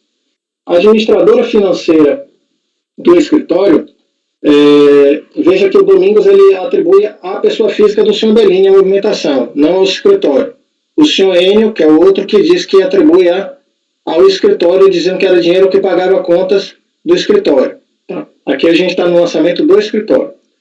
A administradora financeira do escritório, a quem os demais funcionários informavam entregar os recursos, afirmou que, reunidos os valores sacados, estes eram entregues ao senhor Bellini, pessoa física, e que nunca utilizava tais recursos para pagar contas do escritório, bem como que os valores não eram declarados nos relatórios financeiros nem nos controles financeiros do escritório. Por outro lado, também afirmou que o senhor Domingos atuava como gerente do escritório e que o senhor Enio atuava como autônomo capitão do negócio. Logo, com base nesse depoimento, não é possível afirmar que se tratavam de meros laranjas. De qualquer sorte, não apresentou provas de suas alegações. Então vejam, o senhor Domingos disse que o dinheiro era do senhor Bellini, pessoa física. O senhor Bellini disse que era dele. O senhor Enio disse que o que movimentava na conta dele era do escritório e que pagava as contas do escritório. A administradora do escritório confirma que recebia o dinheiro em espécie que passava para o senhor Bellini, pessoa física, e que nunca pagou conta nenhuma do escritório com esses recursos. Então são realmente alegações contraditórias aí de vários agentes. De tudo, voltamos à questão. Inexistem nos autos documentos comprobatórios de que o senhor Bellini fosse efetivo titular dos recursos. Nesse contexto, é importante frisar que o recorrente foi réu em processos criminais e encontrou-se preso durante a maior parte da fiscalização. Nem por isso é possível presumir-lhe a culpa de todos os malfeitos, como fez a DRJ ao afirmar que, como se verifica em decisão judicial trazida pelo próprio contribuinte, ele é apontado pelo Ministério Público como principal figura ou líder de organização criminosa, sendo-lhe imputada a prática de crimes de formação de quadrilha, falsidade ideológica, descaminho, contrabando, advocacia administrativa, facilitação de descaminho, corrupção ativa, falsificação de documentos, sonegação fiscal, simulação de domicílio fiscal de diversas empresas em nome de interpostas pessoas, com o intuito de obtenções de benefícios fiscais, entre outros. Bom, em resumo, essa a decisão que foi dada na verdade, o voto vencido no julgamento. Ao final, ele conclui aqui que, ora, se há dúvidas acerca da titularidade dos recursos, se é do senhor Bellini, do Francisco ou ainda do escritório de advocacia, não se pode aplicar a regra do artigo 42, parágrafo 5º da mesma lei, que exige a prova e não a mera dúvida. Nesses casos em que não há certeza, presume-se que os rendimentos pertencem ao titular formal das contas bancárias. É esse, inclusive, o entendimento consolidado neste Tribunal Administrativo através da súmula CAF número 32. A titularidade de depósitos bancários pertence às pessoas indicadas nos dados cadastrais, salvo quando comprovado com documentação hábil e idônea o uso da conta por terceiro. E, diante disso, votou por dar provimento ao recurso. E sigo aqui no voto, presidente. Entendo acertada a posição firmada no respectivo voto vencido, o qual também adoto como razão de decidir. Existem muitos e fortes indícios que os agentes citados no presente processo administrativo atuaram de forma concatenada em uma série de ilícitos, não apenas na esfera tributária. E, para tanto, caso restada comprovada a materialidade dos crimes, os mesmos devem ser punidos. Entretanto, não estamos aqui discutindo o conceito de justiça, mas sim a correta tipificação dos atos apurados a uma infração tributária. No presente caso, o agente fiscal enquadrou o lançamento na presunção de omissão de receitas do artigo 42 da 9430. Bom ressaltar que a referida presunção de omissão de receitas aplica-se quando o titular da conta corrente não justifica a origem e causa dos depósitos ou movimentação bancária de sua titularidade. Casos justificados, mas não tributados, não estaríamos diante de uma presunção, mas sim de certeza de omissão de receitas. Ocorre que a presunção estabelecida na legislação parte de uma certeza necessária, qual seja, de quem é o efetivo titular da conta corrente analisada. Essa presunção, entretanto, tal como qualquer outra presunção, tem como requisito a existência de fatos pré-estabelecidos. Ou seja, é necessária a identificação de determinados fatos, requisitos, para que se opere a presunção, quais sejam: 1. Os valores creditados em conta de depósito ou de investimento mantido junto à instituição financeira. 2. Em relação aos quais o titular, pessoa física ou jurídica regularmente intimado. 3. Não comprove, mediante documentação hábil e idônea, a origem dos recursos utilizados nessas operações. No presente caso, cumpre ressaltar que estamos diante de uma tributação sobre contas de titularidade de terceiros, e não da recorrente. Os terceiros alegam que os recursos eram do sócio da recorrente, o senhor Bellini, ou eram do seu escritório, recorrente. Por sua vez, tanto o senhor Bellini quanto a recorrente negam a titularidade das contas e afirmam que já foram tributados nas movimentações ocorridas em contas de sua titularidade. Não existem provas cabais de qual versão é a verdadeira. No presente lançamento, apenas o senhor Bellini e a recorrente foram intimados para justificar os depósitos ocorridos em contas de terceiros. Os titulares formais não foram intimados e a autoridade fiscal utilizou-se de depoimentos prestados em outros procedimentos fiscalizatórios.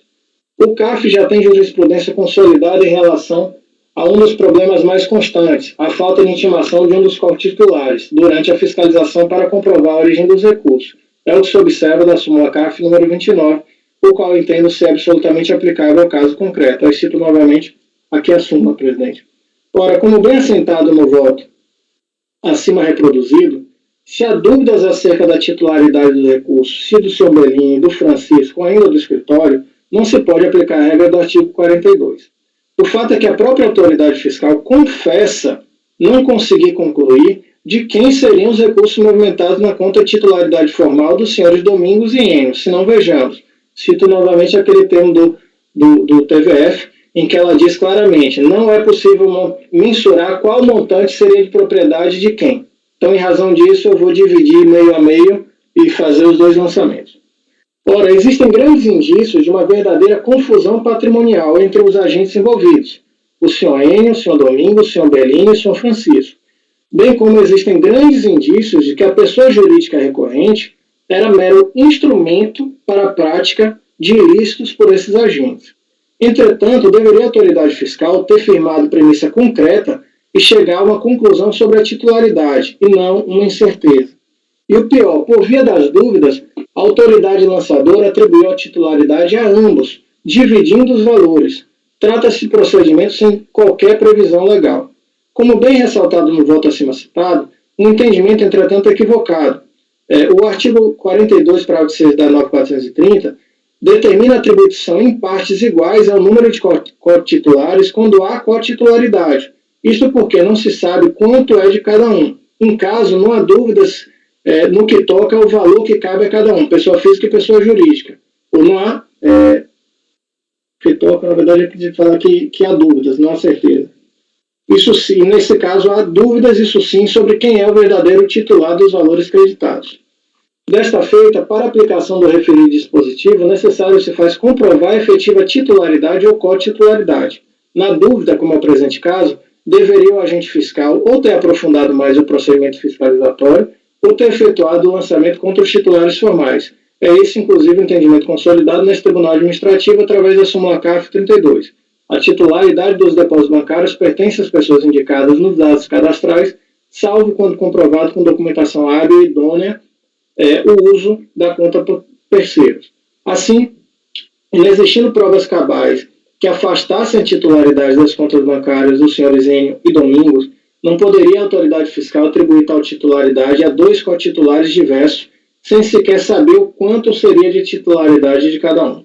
Desta feita, vejo que por vários são os motivos que me levam a concluir pela completa improcedência do presente lançamento fiscal, razão pela qual oriento meu voto a dar provimento ao recurso voluntário, restando prejudicadas as demais razões de mérito arguídas.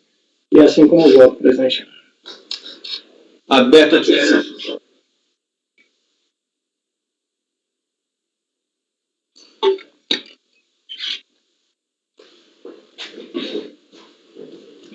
Doutor Cadeirante. Eu só queria alguns esclarecimentos, conselheiro. Realmente, isso é um rolo fenomenal, né? Inclusive com essas pessoas físicas envolvidas e tudo.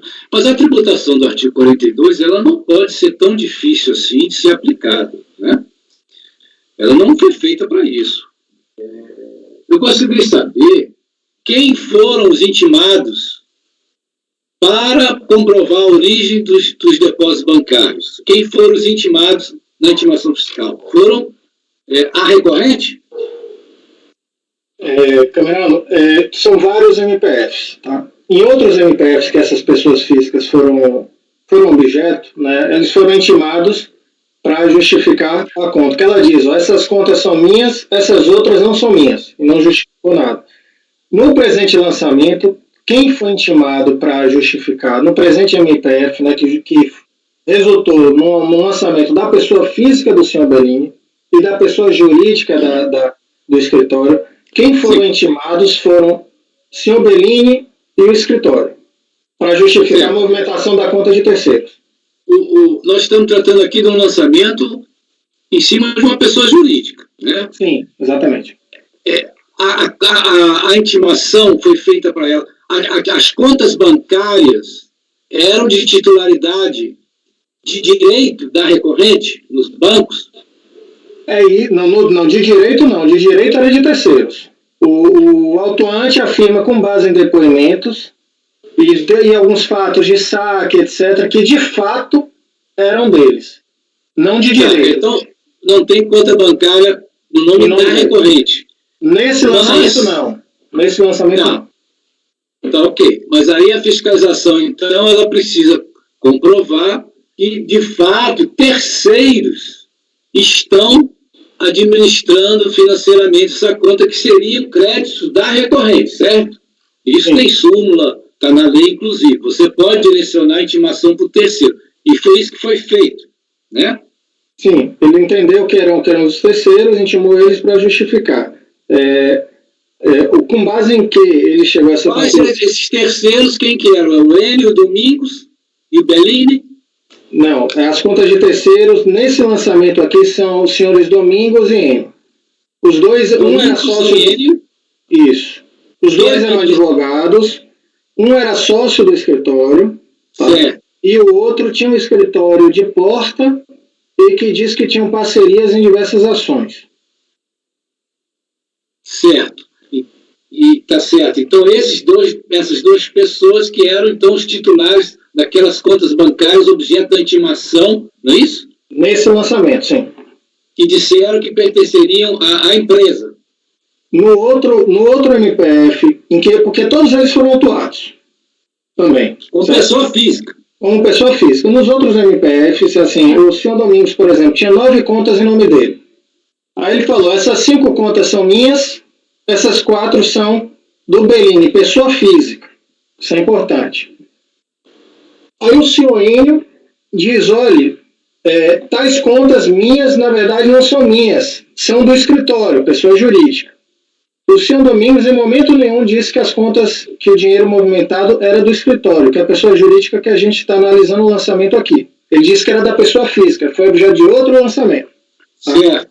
O senhor Enio diz, não, eram do escritório, inclusive pagava as contas do escritório. Aí a administradora do escritório confirma que recebia dinheiro vivo, só que nunca pagou nada do escritório, entregava também para a pessoa física do senhor Bellini. Minha compreensão aqui dos fatos, Camerão, aí só, talvez eu não tenha deixado bem claro, a pessoa jurídica aqui para mim, a princípio, pelos fatos que eu tenho, não servia para nada, servia como simples instrumento. Ela não existia de fato, né? Então ela servia, na verdade, para ilícitos cometidos pelo senhor Bellini, o senhor Domingos, o senhor Francisco, o senhor Enio. Todos eles cometiam ilícitos na pessoa física.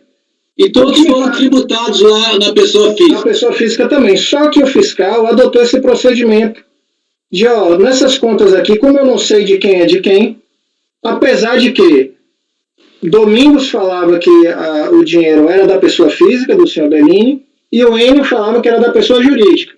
Só que aí vem o administrador e diz, olha, eu nunca paguei nada da pessoa jurídica com esse dinheiro que ele me entregava. Na verdade, eu entregava diretamente para a pessoa física. E parece, sinceramente, que tudo isso aqui deveria ter sido tributado pela pessoa física e trazer todos como responsáveis solidários. Minha compreensão desse lançamento aqui. Certo? Eu entendi. Além disso, ainda fizeram a tributação de 50% para a pessoa física e 50% para a recorrente aqui, que o mesmo período, mesmo fato gerador. Exatamente. Apenas para objetivar, Camerano, e não pairar nenhuma dúvida, você perguntou sobre a aplicação do artigo 42 da 9.430. O que nós estamos analisando aqui é uma autuação que tem por base depósitos bancários de origem não comprovada, cujas contas eram de titularidade de Domingos e N, formalmente, tá? E foram atribuídas à pessoa jurídica e à pessoa física do seu Bellini. Nós estamos analisando só a autuação da pessoa jurídica, tá certo?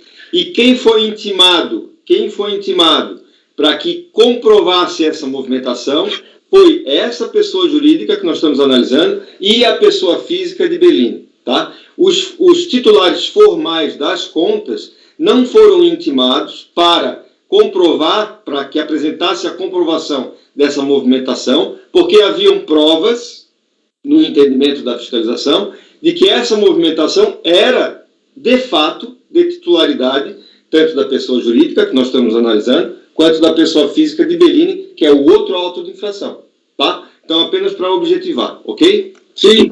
Doutor Carlos André, depois doutora Letícia.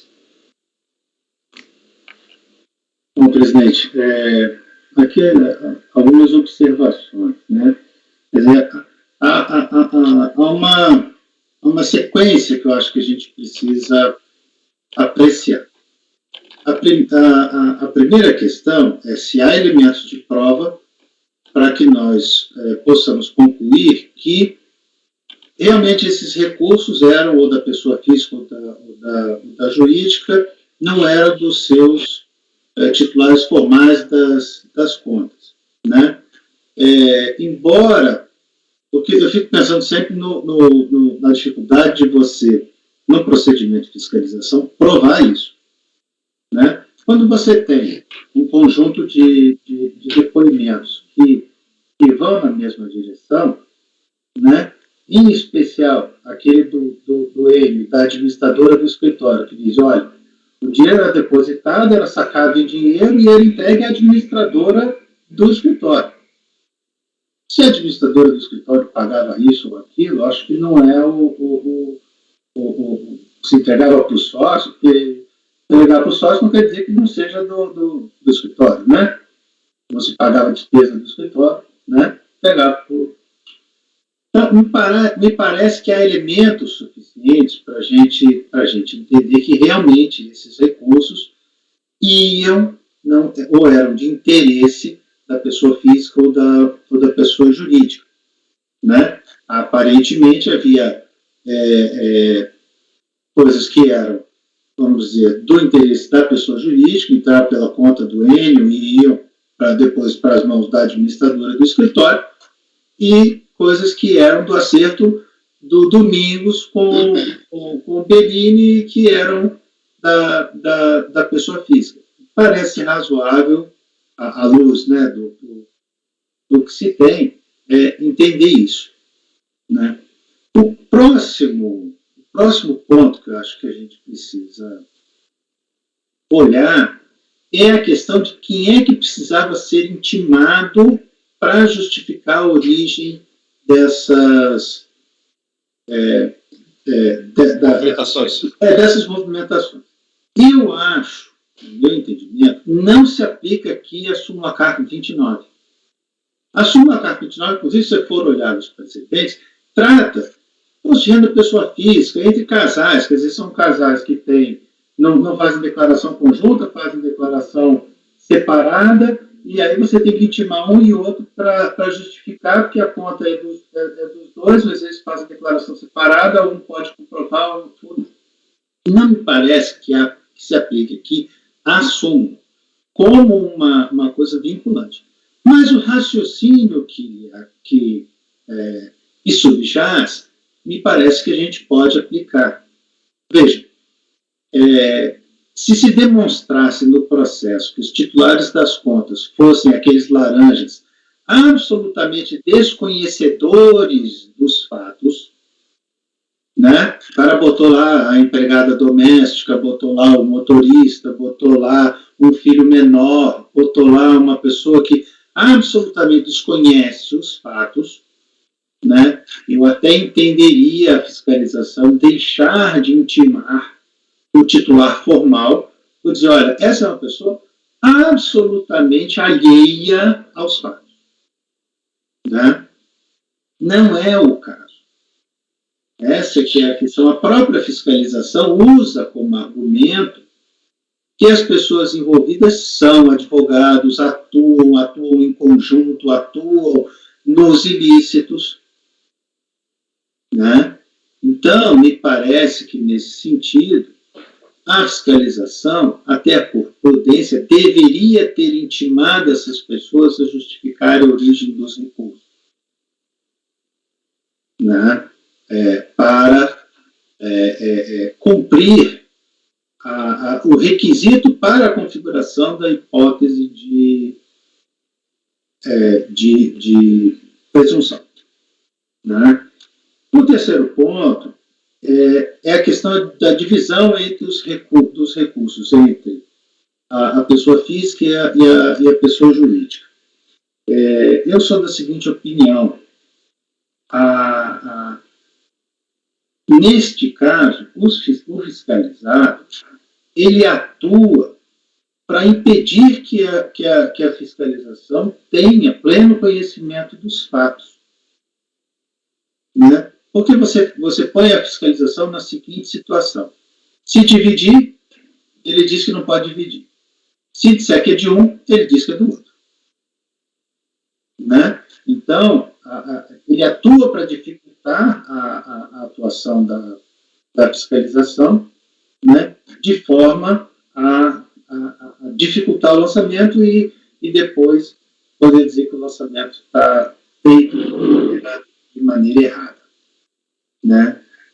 Então, me parece que ela adotou um critério, que é o mesmo critério, por exemplo, que se usa, né, na pessoa física, quando são dois titulares, né, em que ele divide em partes iguais, né? Quer dizer, há uma parte que é de interesse da pessoa física, há uma parte que é de interesse do escritório, não há como se determinar, né? E isso há que se adotar um critério que seja um critério razoável, né? E ele adotou um critério de partes iguais. Não me parece complicado.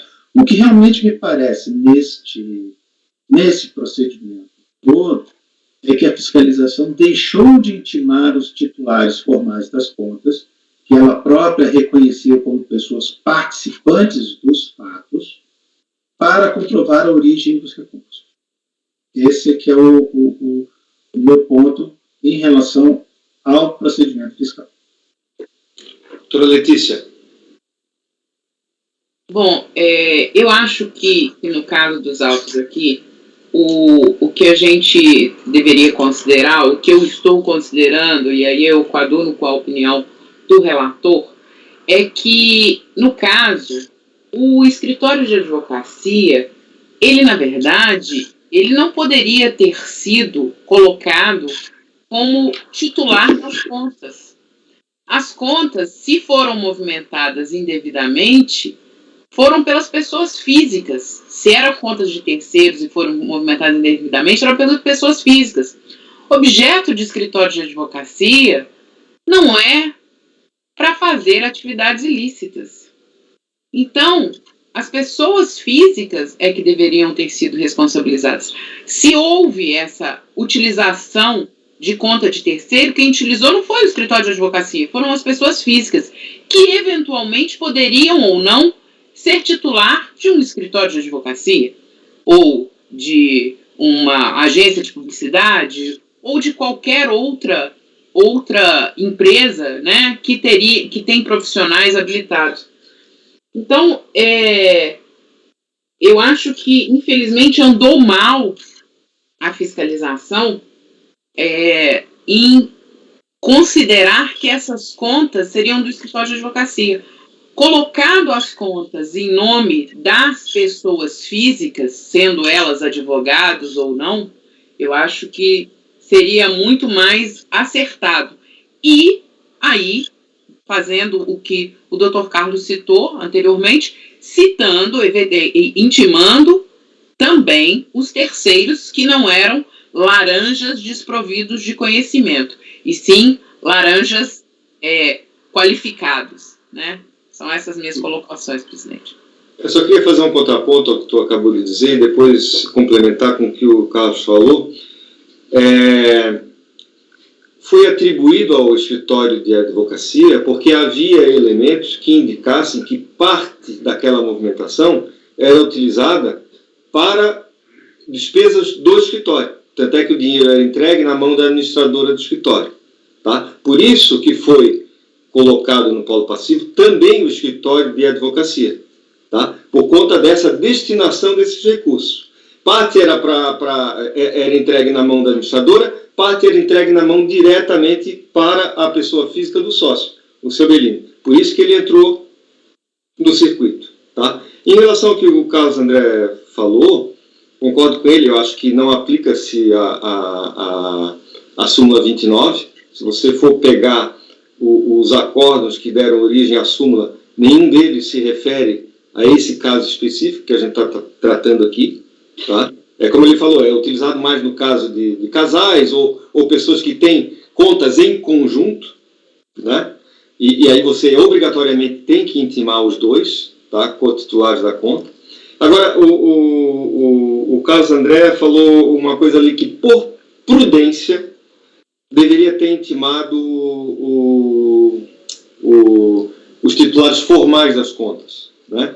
Na realidade, ele não fez isso porque ele já tinha elementos, pelo menos no entendimento dele, do fiscal, ele já tinha elementos suficientes para caracterizar que a movimentação bancária efetuada na conta corrente dos terceiros, os terceiros aqui, viu, Caverano? Eu estou indicando os titulares formais da conta. Sim. Tá? Já tinha elementos suficientes para indicar que essa movimentação era de titularidade, tanto da pessoa jurídica quanto da pessoa física de Bellini. Por isso que ele não intimou os titulares formais das contas, nem por prudência. Tá? Concordo que poderia ter feito, mas seria incoerente com o raciocínio que ele já tinha construído e o entendimento que ele firmou.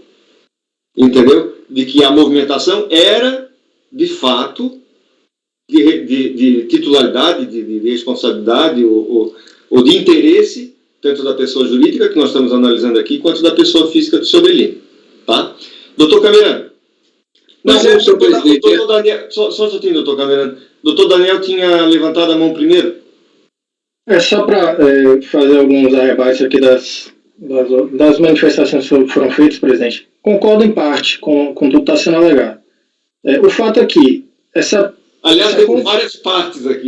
Várias partes. São várias partes. Eu tive curiosidade de procurar ver o que é essa operação, enfim. Então, realmente uma formação de quadrilha. Todos esses estão envolvidos. Então, nenhum desse é o que a gente falou, laranja típico, né? São laranjas qualificados, ou não, na verdade, são partícipes mesmo. Eu não posso nem ver como...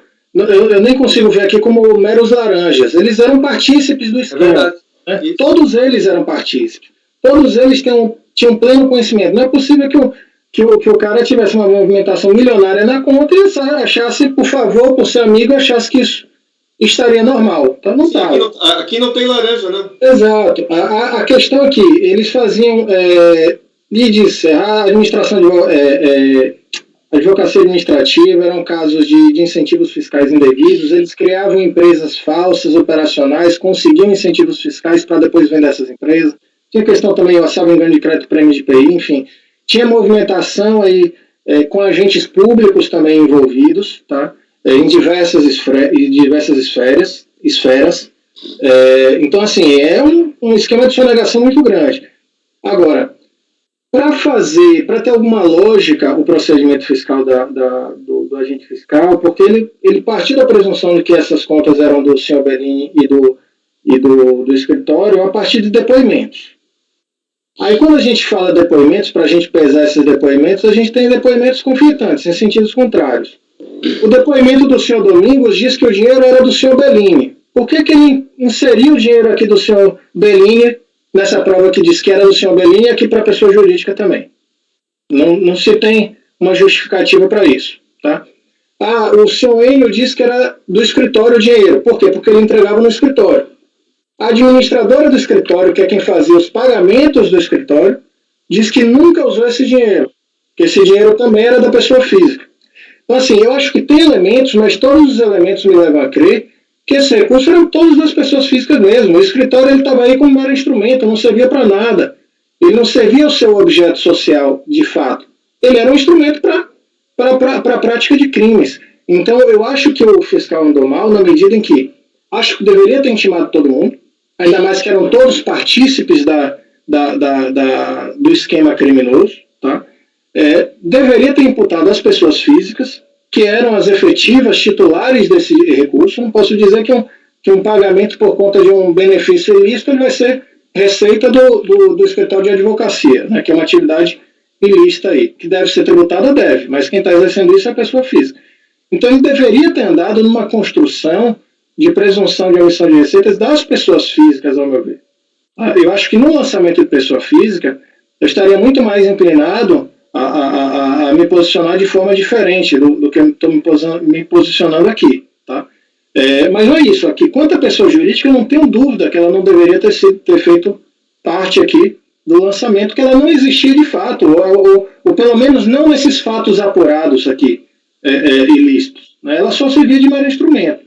Então, e quando eu falo da questão, principalmente da aplicação da súmula 32, a súmula 32 diz que, salvo na existência de documentos hábeis que comprovem que a conta era de outro.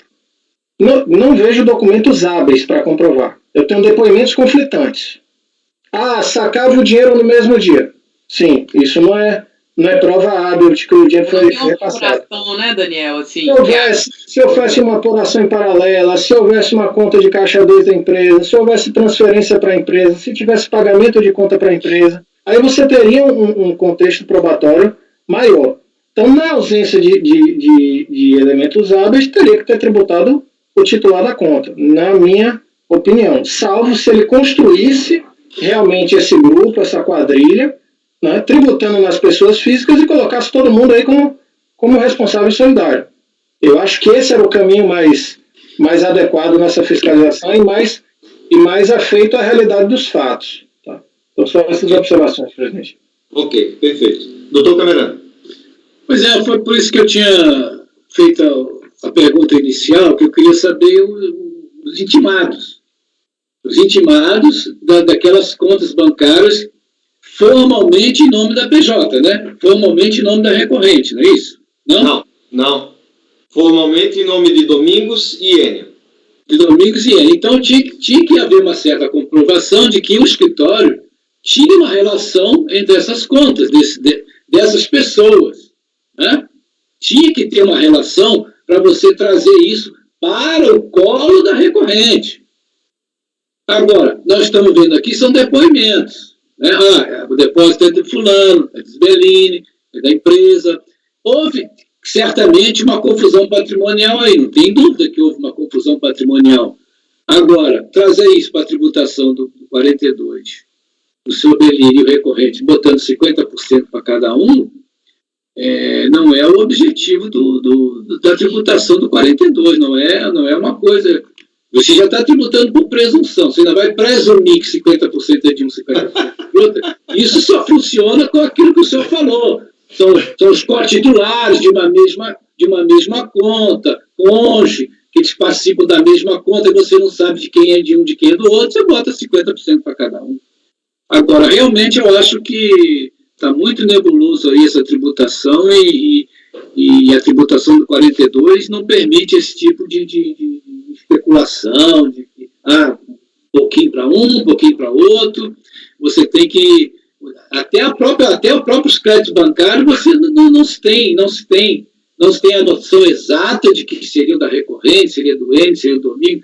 Você até poderia aqui, de repente, fazer uma tributação por um outro caminho, mas que não a 42. Poderia provar que tem que provar que é ingresso da empresa, aí você poderia fazer um arbitramento, enfim, trazer essas pessoas envolvidas como responsável solidário.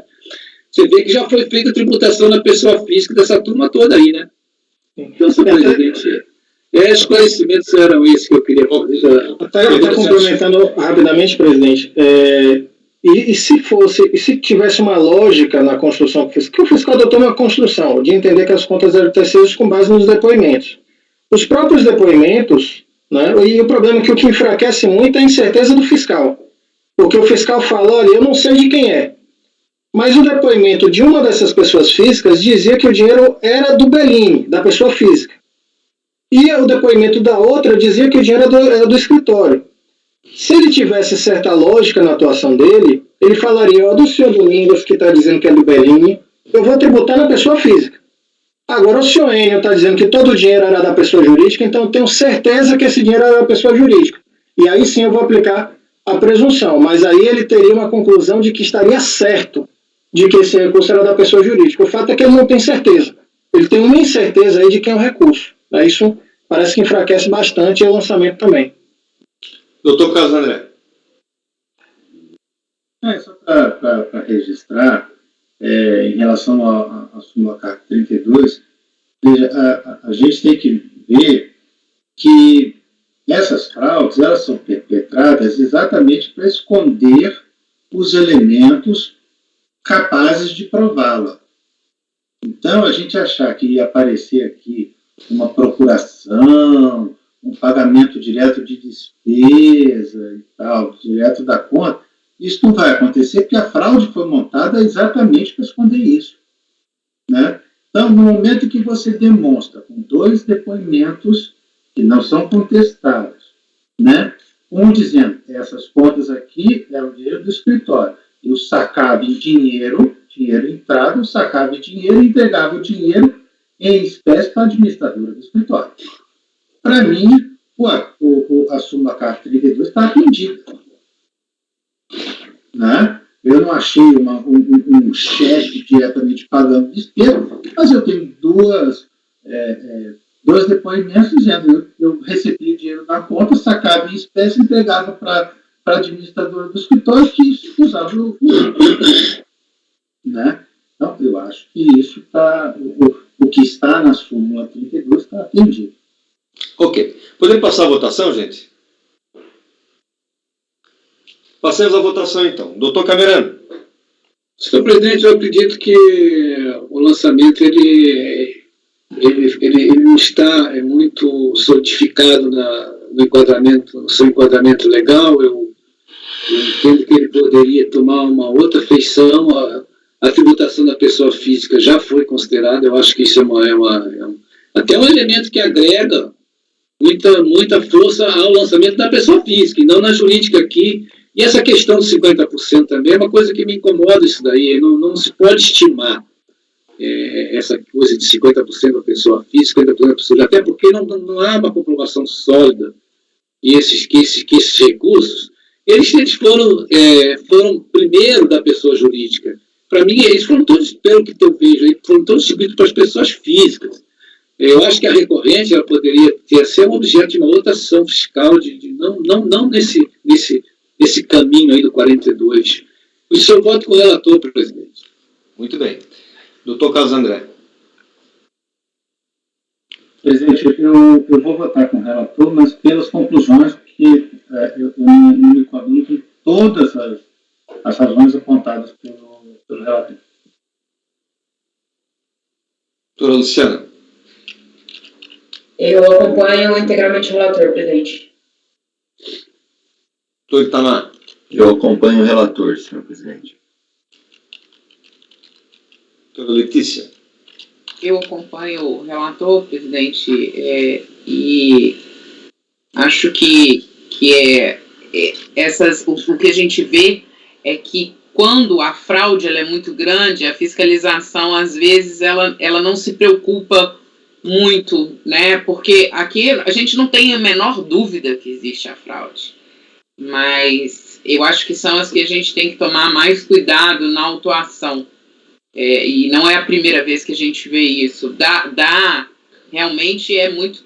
É ruim. Eu não me sinto confortável fazendo isso, porque eu não tenho a menor dúvida de que existia crime, mas não dá para manter, porque da forma como está, infelizmente, eu entendo que ele está efetivamente contra a lei. Então, por isso eu acompanho o relator. Doutor André.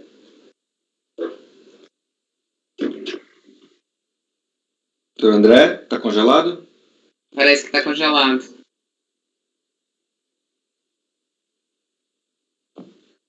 Tem alguma mensagem aí?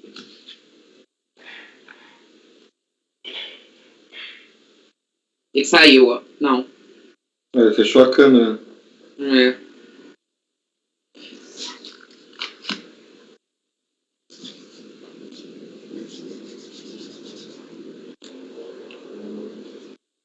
Esperar ele voltar.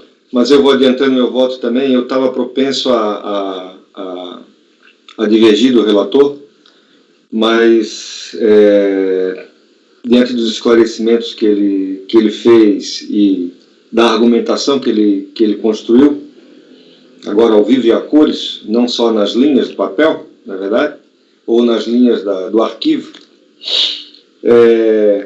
eu acho também que em relação à tributação da pessoa jurídica existe uma dúvida bastante razoável na legitimidade dessa autuação. Tá? Então, com dor no coração, confesso a vocês, né? Porque realmente o que nós temos aqui é uma verdadeira quadrilha, né? Não só de pessoas físicas, mas também uma pessoa jurídica no rolo. Infelizmente, o escritório de advocacia sendo utilizado para isso. Mas eu também acompanho. Doutor André, agora o seu voto, doutor André. Muito bem. Acompanho o relator, presidente. Ok, beleza. Então, acompanho o relator também. Temos, por unanimidade de votos, dar provimento ao recurso voluntário. Votou pelas conclusões o conselheiro Carlos André Soares Nogueira. Eu vou abrir um breve intervalo de 5 minutos, tá, para a gente tomar um cafezinho, e a gente volta adiantando os processos da tarde, tá? Eu já vou até adiantando, viu? A gente vai iniciar pelo item 9, doutor André, Atlantic Níquel Mineração Limitada. Tem um pedido de sustentação no período da tarde, mas para itens 13 e 14 dessa mesma empresa. Esse aqui não houve pedido de sustentação, tá? Então a gente vai iniciar por ele mesmo, tá ok? Então, 5 minutinhos. Eu vou pedir o apoio para interromper a gravação, por gentileza.